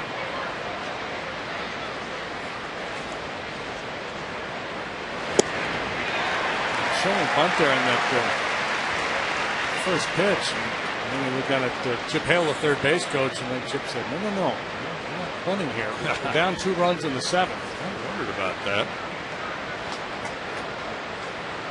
A young player probably thinking, hey, I'm going to give myself up to advance that man to third base. Strategy makes sense at times, but not when you're down 2 runs in the 7th. Foul ball. Olchin has just 3 hits in his last 30 at bats.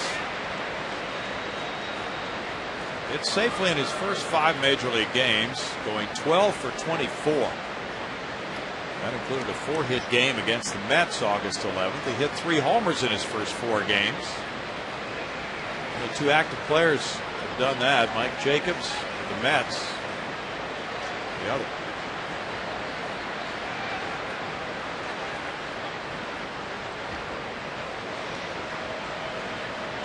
debut in Pittsburgh, Olchin had a single, a homer, and 2 steals, becoming only the 5th player in the last 60 years to have a homer and a steal in his first game. Fouls it away. Jose Offerman did it. So did Len Dykstra, Kevin McReynolds, and Bert Campaneris.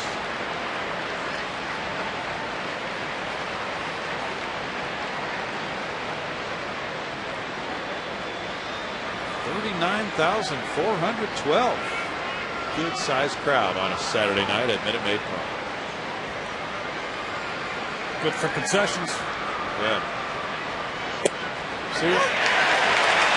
Strike out for Burdack. Maybe that explains why he was trying to bunt. Bart? Well, Bill, we want to remind fans that if you're traveling and can't watch your Astros, you can always catch the game on your computer with MLB.tv. The ultimate baseball experience featuring 100 out-of-market games per week live on your computer, and catch those you missed on demand. For more details, go to Astros.com, where baseball is always on. Romero with a pop-up sends Blum over by the seats, and he reaches over in front of the TV camera and snags it. 2 outs.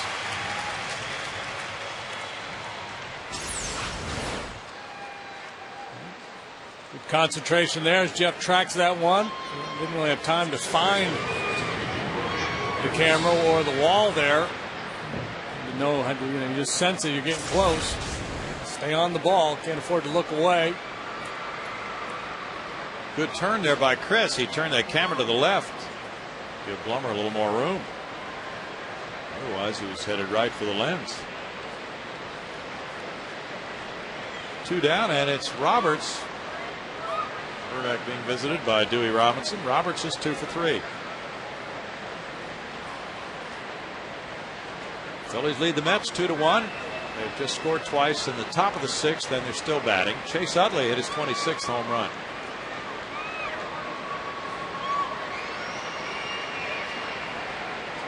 Phillies have a 5.5 game lead over Florida coming into play tonight. Florida's trailing at Atlanta 4-3, bottom of the 7th. Tim Redding with 5 shutout innings for the Mets tonight. Jay Happ is going for the Phillies. He's in contention for Rookie of the Year honors.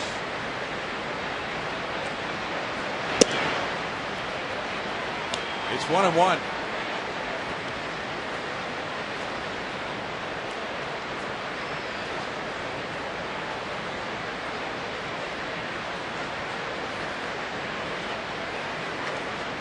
Burdack has not given up a run in his last 6 outings. 2 balls and a strike. It's actually been tougher on right-handers. They're hitting only 148 against him.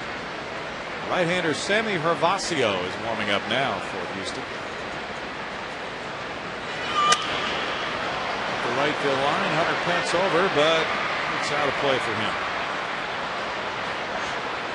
Yeah, early in the year, for whatever reason, Tim was having a hard time with left-handed hitters. Since the end of May, he's really turned that around.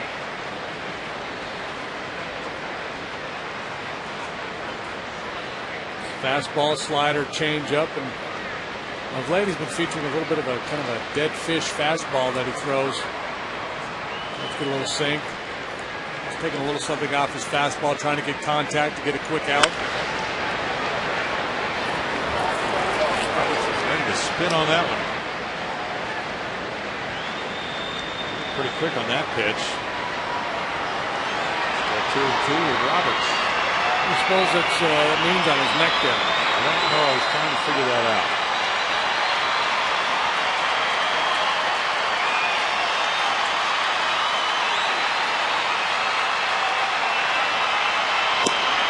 Ringing on this. He had him set up for a pitch away. And executed that perfectly. No runs, a hit, a man stranded, middle of the 7th inning, 4-2 Astros.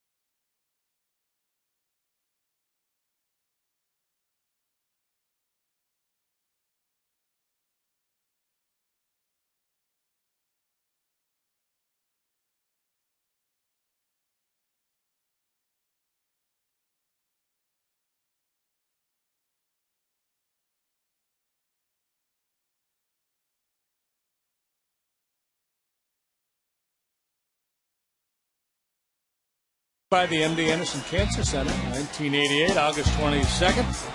First night game at Wrigley Field for the Astros. Craig Biggio hit the 10th inning home run off Rich Gossage, a 9-7 win over the Cubs. And then his first home run? Yes, it was. Yeah, I thought so. Got it. Michael Bourne takes, and there is ball one in a 4-2 game. Michael has a single and a run scored tonight. Showing bunt against Zapata. He looks at a strike, and it's 1-1.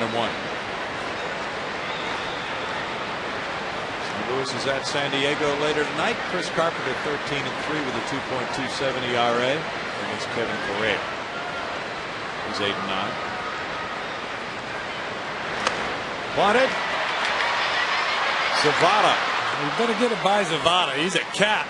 He's been a couple plays out there. He was around well.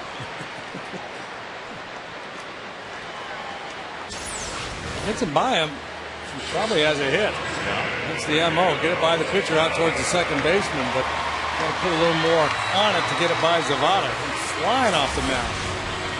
Very quick. Esmeralda Vasquez is warming up for Arizona. Miguel Tejada's 2 for 3. And a Zapata-Tejada matchup.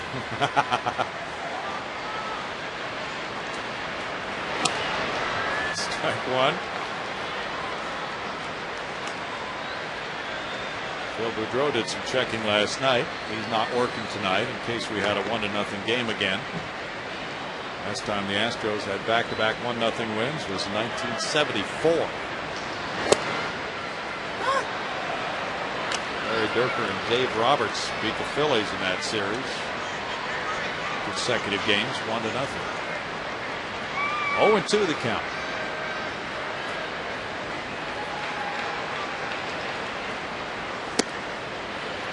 One ball, 2 strikes.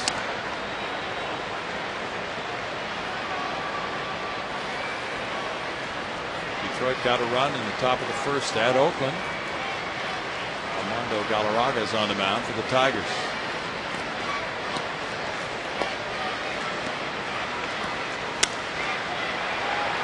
First baseman underneath. Brandon Allen, 2 outs.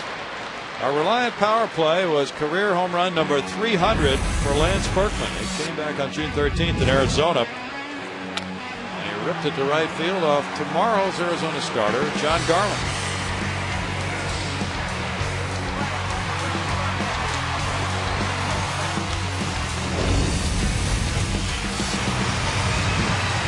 Same game Mickey got his 2000th career hit. Yeah.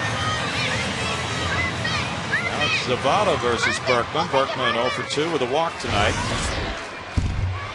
Jeff Fulcino has joined Sammy Hervasio in the Astros bullpen. Nate Shearholz has hit his 5th homer for the Giants. Ryan Garco number 12. They lead now 6-2 at Colorado, bottom of the 4th. 3:06 now for the Little Pumas keeping count. Nice little tote board they've manufactured out there. I think they ran out of 6s and they just flipped a 9 over. Oh, okay.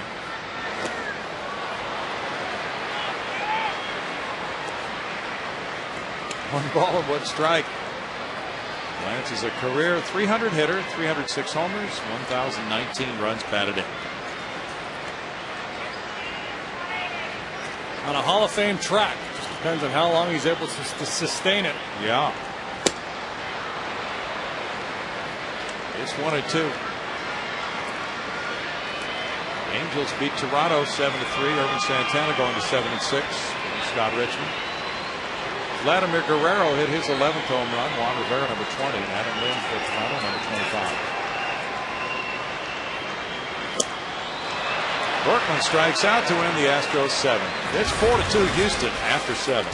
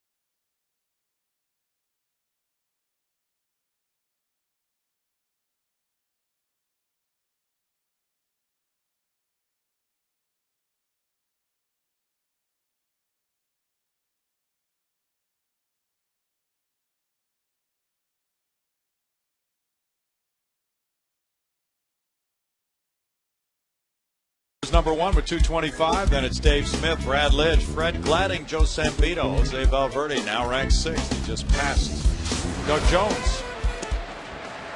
4-2 Astros. We go to the 8th inning, and there's strike one to Gerardo Parra. He is 1 for 3. Valverde has the night off tonight. He's thrown a lot of pitches the last 3 games. Burdack going old school here, staying in. Go ahead, finish the game. Give him the 9th, too. Call him Goose Burdack.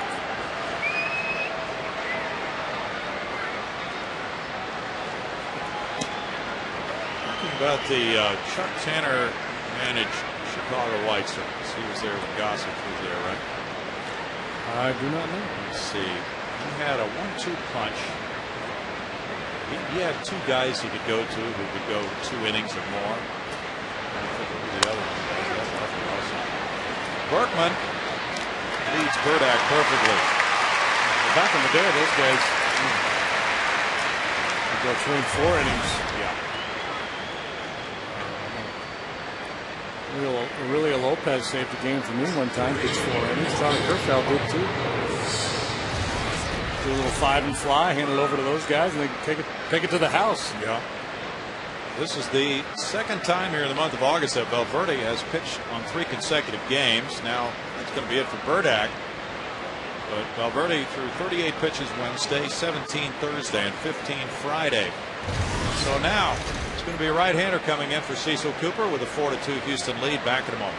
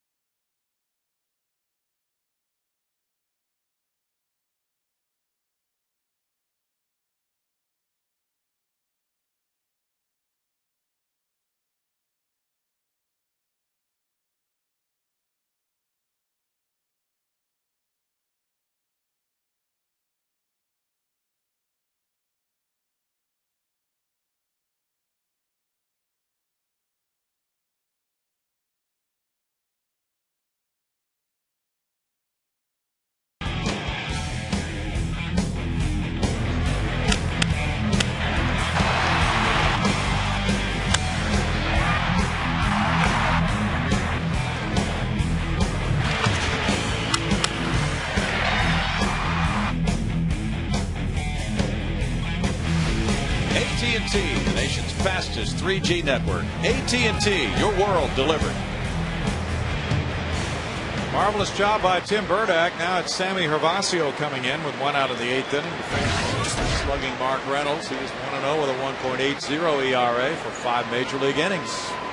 So far, so good for Sammy. He's got that funky delivery. Tap, tap, tap, tap. Finally comes set and then slings it up there. Reynolds, who's 0 for 2 with a walk and an RBI. Hervasio got his first major league win against Florida here Wednesday night.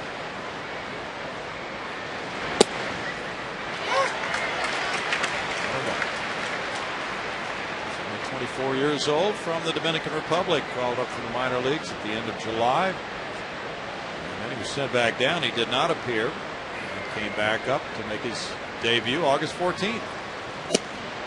Nice. Very tough on the right-handed hitters. obviously gives him a little bit different look.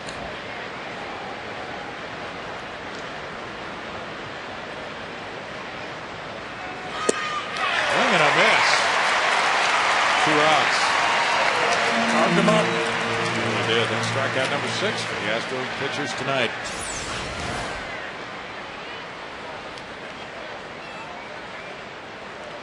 You were asking about the Susquehanna White Sox.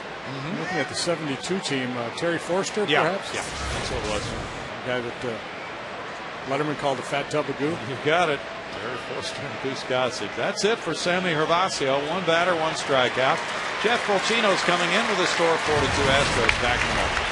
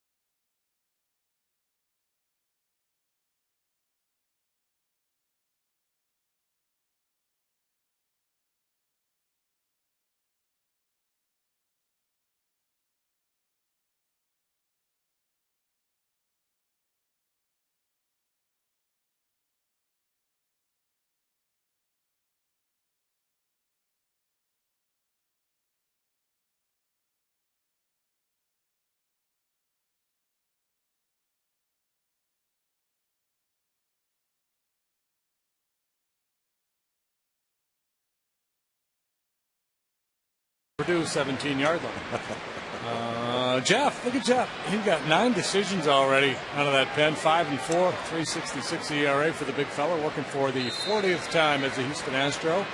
A waiver claim back in December from the Kansas City Royals, and what a fine pickup he has been. So Cooper obviously feels like Fulcino is a better option against a left-handed bat than Hervasio. Allen, the batter, looks at that one, and it's 2-0 with Chad Tracy on deck. Pitcher spot due up next. There's the Allen family.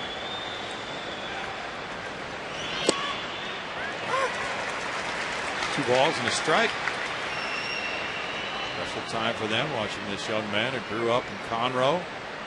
Think about all the Little League games and practices they took him to. Followed him some in the minor leagues, take vacations to go watch him play, and finally getting a chance to play in the big leagues. Left-handed hitters are hitting .265 against Fulcino. 3-2 now. It's one of the great moments in a player's life. One, when he gets called up, and two, when he makes that phone call home to let everybody know he's going to the show. In September on the horizon, there could be a bunch of players coming to the big leagues for the first time ever.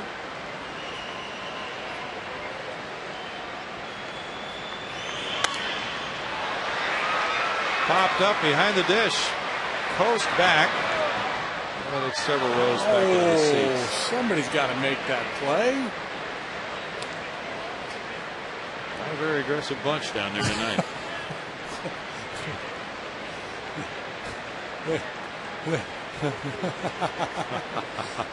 Somebody, we've been outed. Yeah. That's great. 3-2 to Allen. Bounces it to the left side. Blum with the accurate throw. Makes it a 1-2-3-8 from 3 different Astros pitchers. 4-2 Houston midway through the 8th. They're having fun.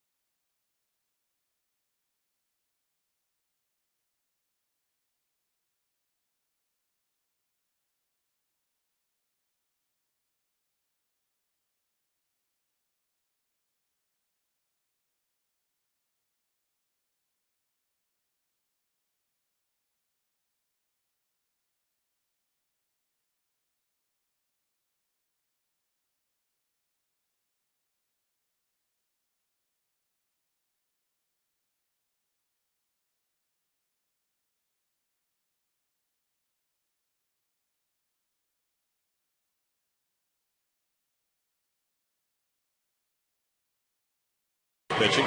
So have the D-backs. Zavada went 2 hitless innings. Now it's Esmerling Vasquez. Vasquez working for the 40th time. He's 2-2. He's walked 22 in 42 innings. That's a pretty high number. First time he's faced the Astros. 25 years old, from the Dominican Republic. And he takes on Carlos Lee. Has a single, a walk, and a sac fly. Carlos gets a slider for strike 1 with Blum and Pence to follow.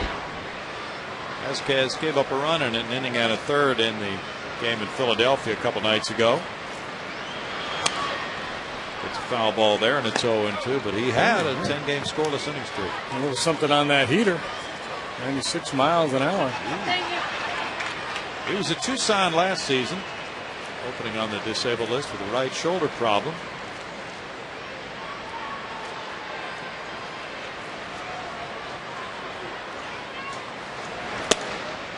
Well, Troy Hawkins is warming up for Houston. It's 1-2. Tim Burdack, an inning and 2/3, giving up 1 hit, no runs, no walks, 2 strikeouts. Sammy Hervasio struck out the only man he faced, Mark Reynolds. Foul ball there by Carlos.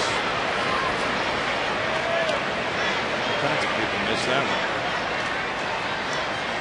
Still 1-2. Astros a half game ahead of Milwaukee in 3rd place. Milwaukee tonight is an 8-6 lead at Washington after a long rain delay. They've played 3 now. It's going to be a long night. Yeah, John Lannon and Mike Burns were the starters. Fly ball goes toward the seats. Lannon gave up 7 earned runs in 1 2/3 innings. Lannon's been pretty good this year. He's got a pretty good chance to spit the bit in that one. 8-6 in the 3rd inning at Nationals Club. Pretty good lineup. Yeah. Mike Cameron hit his 18th for the Brewers. Neck and neck, they're half game behind the Astros. The Astros, if they win tonight, will have a chance to return to 500 with a win tomorrow.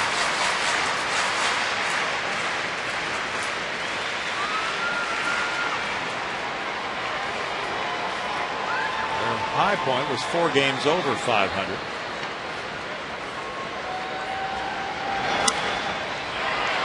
Behind second base, Parra is very deep, and the second baseman can't get out there for the play, so it drops in the medium depth center field for a single for Lee. Ryan Roberts ran about 100 yards, and Parra still wasn't there to make the catch. Carlos hitting smart tonight. He's dropped 2 balls in front of Parra. Yeah, just, you know, a little lob shot. A little Ivan Lendl.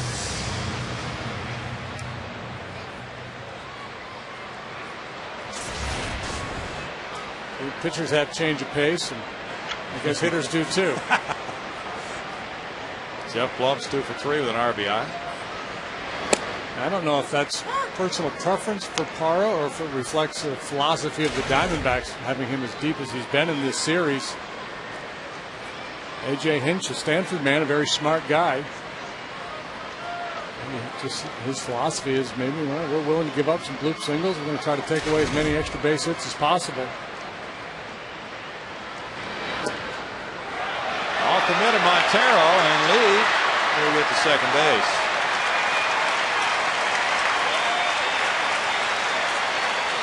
1-1 to count. Vasquez looks like he's got pretty good movement on his pitches, but that's one that should have been handled by Montero. That should be a pass ball.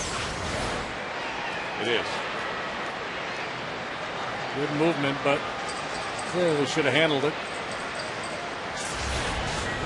Valverde not available. Nothing wrong with a little insurance.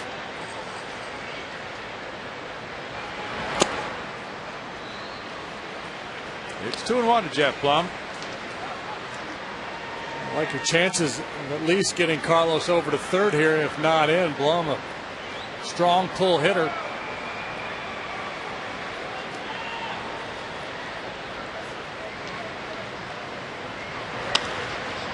Soft fly ball. Roberts back. 1 out. And he's trying to pull it. See with his swing, he's trying to get out around that pitch and pull it to the right side. And a good movement out towards the end of the bat, and then able to get it done. Not for a lack of trying. Hunter Pence has struck out 3 times tonight. Vasquez, ERA on the road is 1.80. 18 games on the road.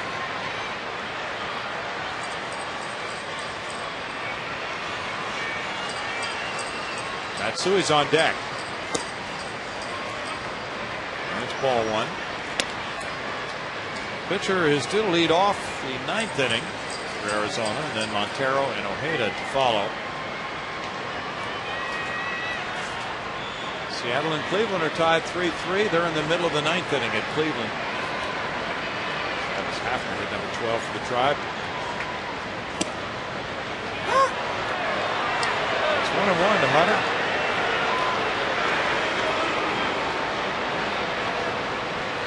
Pittsburgh is wailing on Cincinnati 12-2 at the bottom of the 8th at Pittsburgh. Ryan Doman hit his 7th home run. Pittsburgh's going to pass Cincinnati. Schlereth warming up for Arizona. Didn't realize that. Oops. Montero coming out of there. They were closing in on the Reds. Half game behind him. Coming into play tonight.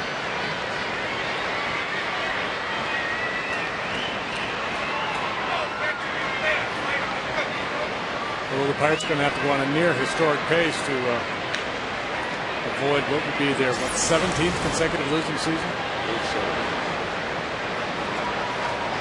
For the left foot. Pirates are 50-70.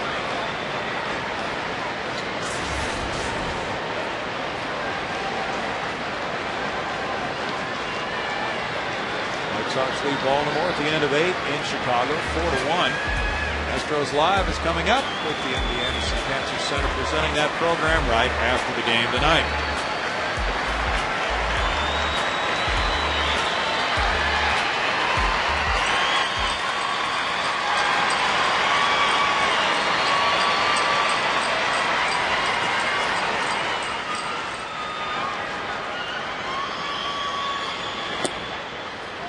Gets a lot of run on that pitch inside to a right-handed batter when he throws it a certain way.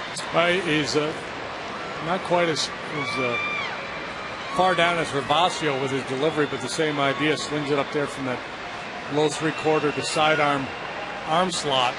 You know, get a lot of run in on right-handed hitters. If he gets on top a little bit more, he'll have more sink.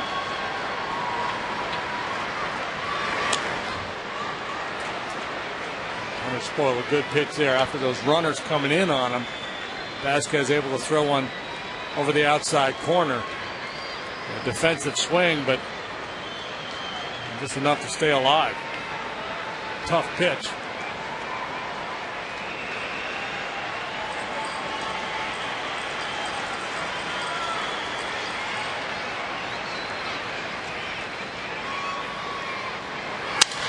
Broken bat. Ojeda just nips him at first base.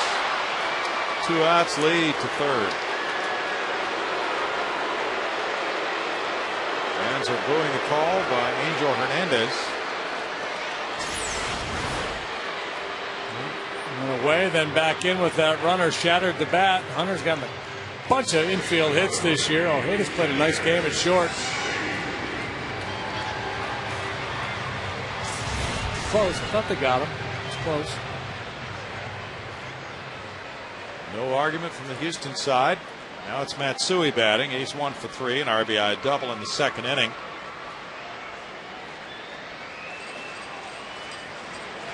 They are still keeping those broken bats and sending them in for study and making a study of the bats all year long to determine the cause, the model of bats that are breaking the most often. And according to recent stories, they've made some progress on that. They've changed the composition of some of the bats.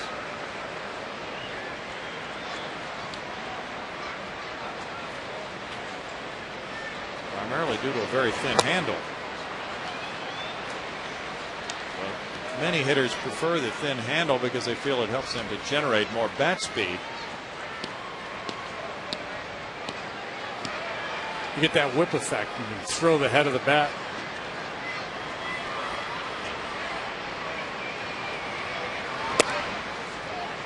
Two and two. It's been of concern, though, with all the flying broken bats and injuries that have happened. So that's why the study has been commissioned, and that's been going on all season long. There have been people, and you just saw some in the stands, collecting those pieces of broken bats and sending them in. In the dirt, it kicks away, but not very far.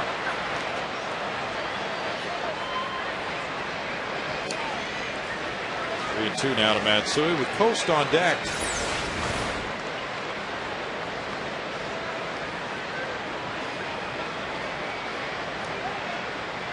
Mike Feeney did that so well. He kept his arms clamped to his body. It looked like Montero didn't quite get the arm clamped on the right side there, and that's why the ball kicked away to the right. Flick foul. Well, that requires a lot of practice that no one looks forward to. Blocking balls in the dirt. Yeah, in spring training when the word comes, hey, we're going to go out and block some balls tomorrow. It's not a lot of fun.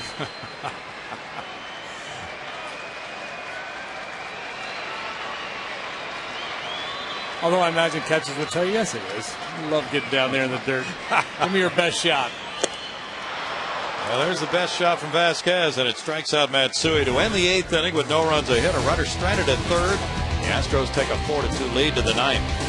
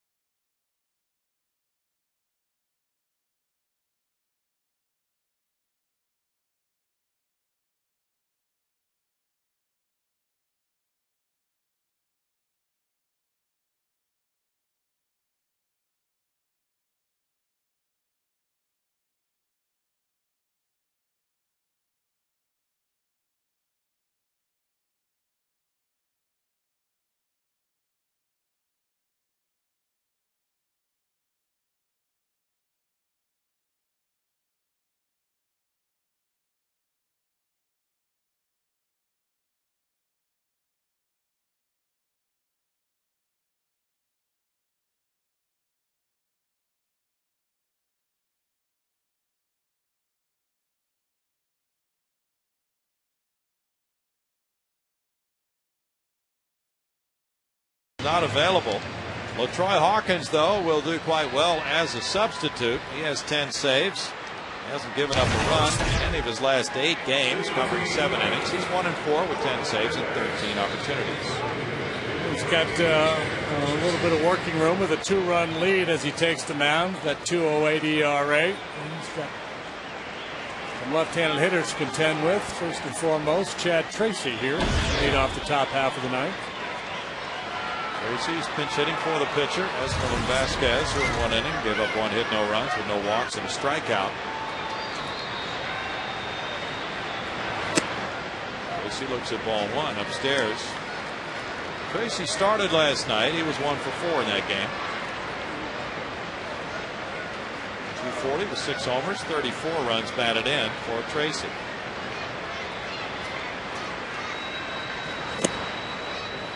Hawkins falls behind 2-0. LaTroy pitched last night.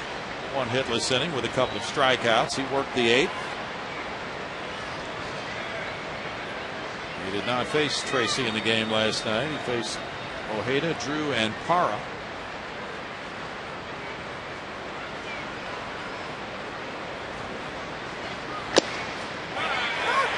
He throws strike 1, and it's a 2-1 count. Hawkins became the closer when Valverde was out about 5 weeks with an injury. Did well. Since he returned from the disabled list, he's made 5 scoreless appearances, a total of 9 in a row overall without giving up a run.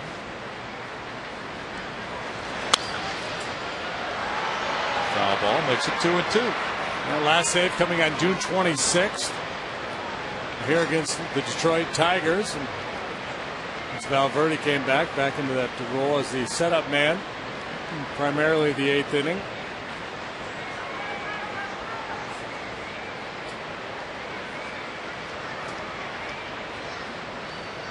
His last save that Detroit game, June 26th. That was number 10 of the year for him.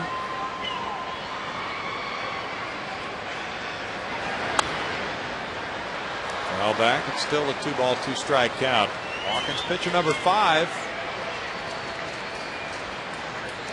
Hopefully there will not be number 6. Yeah. It's certainly not in the plan for Cecil Cooper at this point after using Burdack, Ravasio, Fulcino in relief of Brian Moeller, who went 5 2/3. Win number 8 of the season is on the line for Brian. 10 saves this year, the most for Hawkins in a single season since he got 25 with the Cubs in 04.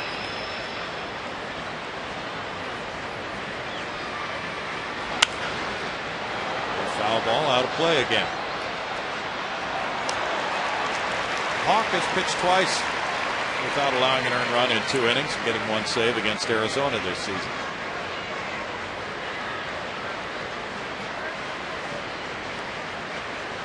Saved the 6-4 game in Arizona June 13th.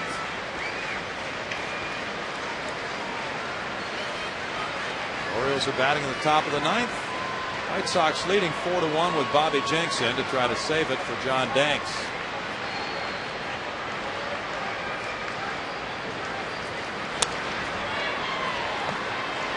Still 2-2 to Chad Tracy. He's done well as a pinch hitter. 368, 2 homers, 5 runs batted in. Diamondbacks do not have a lot of power. The guy on deck, Montero, the catchers, hit 12 home runs this year. You want to be aggressive here with Tracy.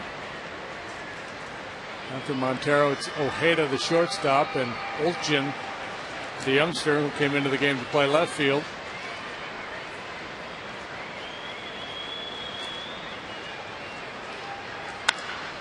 Fly ball to center. Michael Bourne backing. There's 1 out. 7 straight Diamondbacks retired by Astros relievers after the leadoff double by Ojeda off Burdack in the 7th. Montero came up as a pinch hitter with the bases loaded in the 6th inning, and that's when Burdack entered the game, got him to bounce into a force play.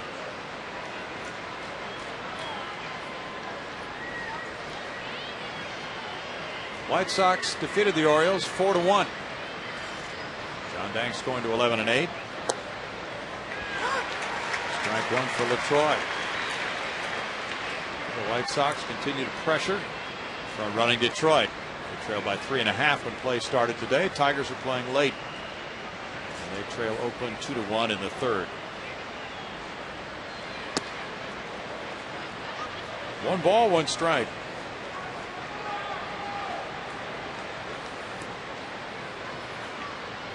Texas is batting in the top of the ninth inning, trailing Tampa Bay 4-3 with J.P. Howell in the game. Michael Young hit his 21st for the Rangers. Up the middle and into center field. A single for Montero. That gets the potential tying run to the plate with Ojeda batting. Ojeda's had a nice night, a couple of doubles and 3 trips to the plate.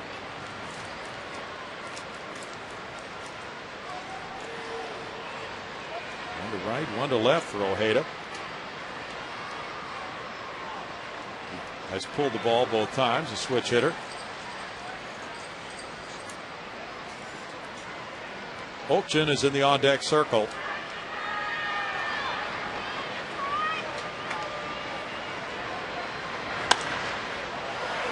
Behind second base, Matsui is calling in shallow center field. 2 outs with John Rouse warming up for Arizona.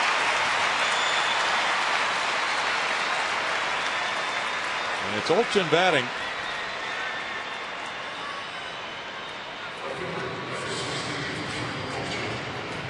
Struck out looking in the 7th inning against Burdack.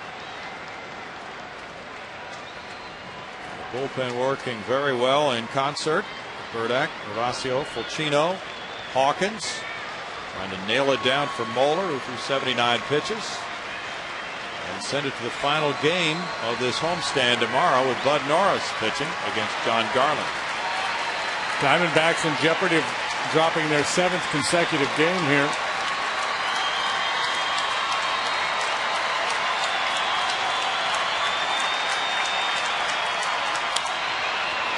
Fouled away for strike one.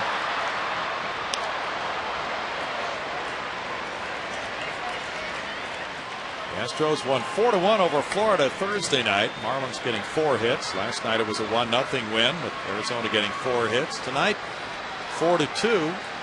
Could be the 3rd straight very well pitched game for the Astros. Diamondbacks have 8 hits, 6 singles and 2 doubles. Not a lot of punch in this Diamondback lineup right now. This one kicks away. And going to second base is Montero. Hitting the protector of Chris Coast and then going off to the left. Yeah, pretty tough to control that one, the old 55-foot curveball. Wild pitch for Hawkins.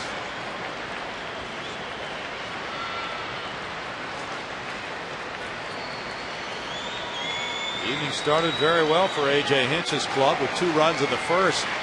Diamondbacks have been shut out since then. They came out swinging. Brian Mueller able to weather the storm in the first inning. Got a big double play ball. 3-6-3 off the bat of the youngster Brandon Allen. Settled in after that. Pitched quite well.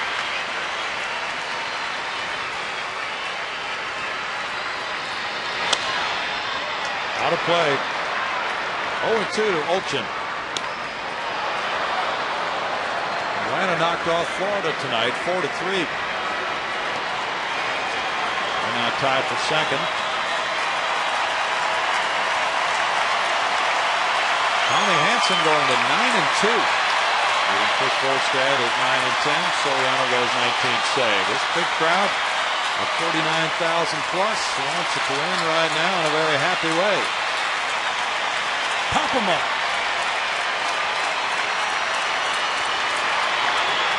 Swing and a miss. That works too. Some kind of a relief effort tonight. Burdack, Ravasio, Fulcino, and Hawkins in the absence of Valverde. And the Astros have equaled their best winning streak of the year. They take their 4th straight, taking this one 4-2. Moeller goes to 8-9, beating Scherzer, who's 7-8.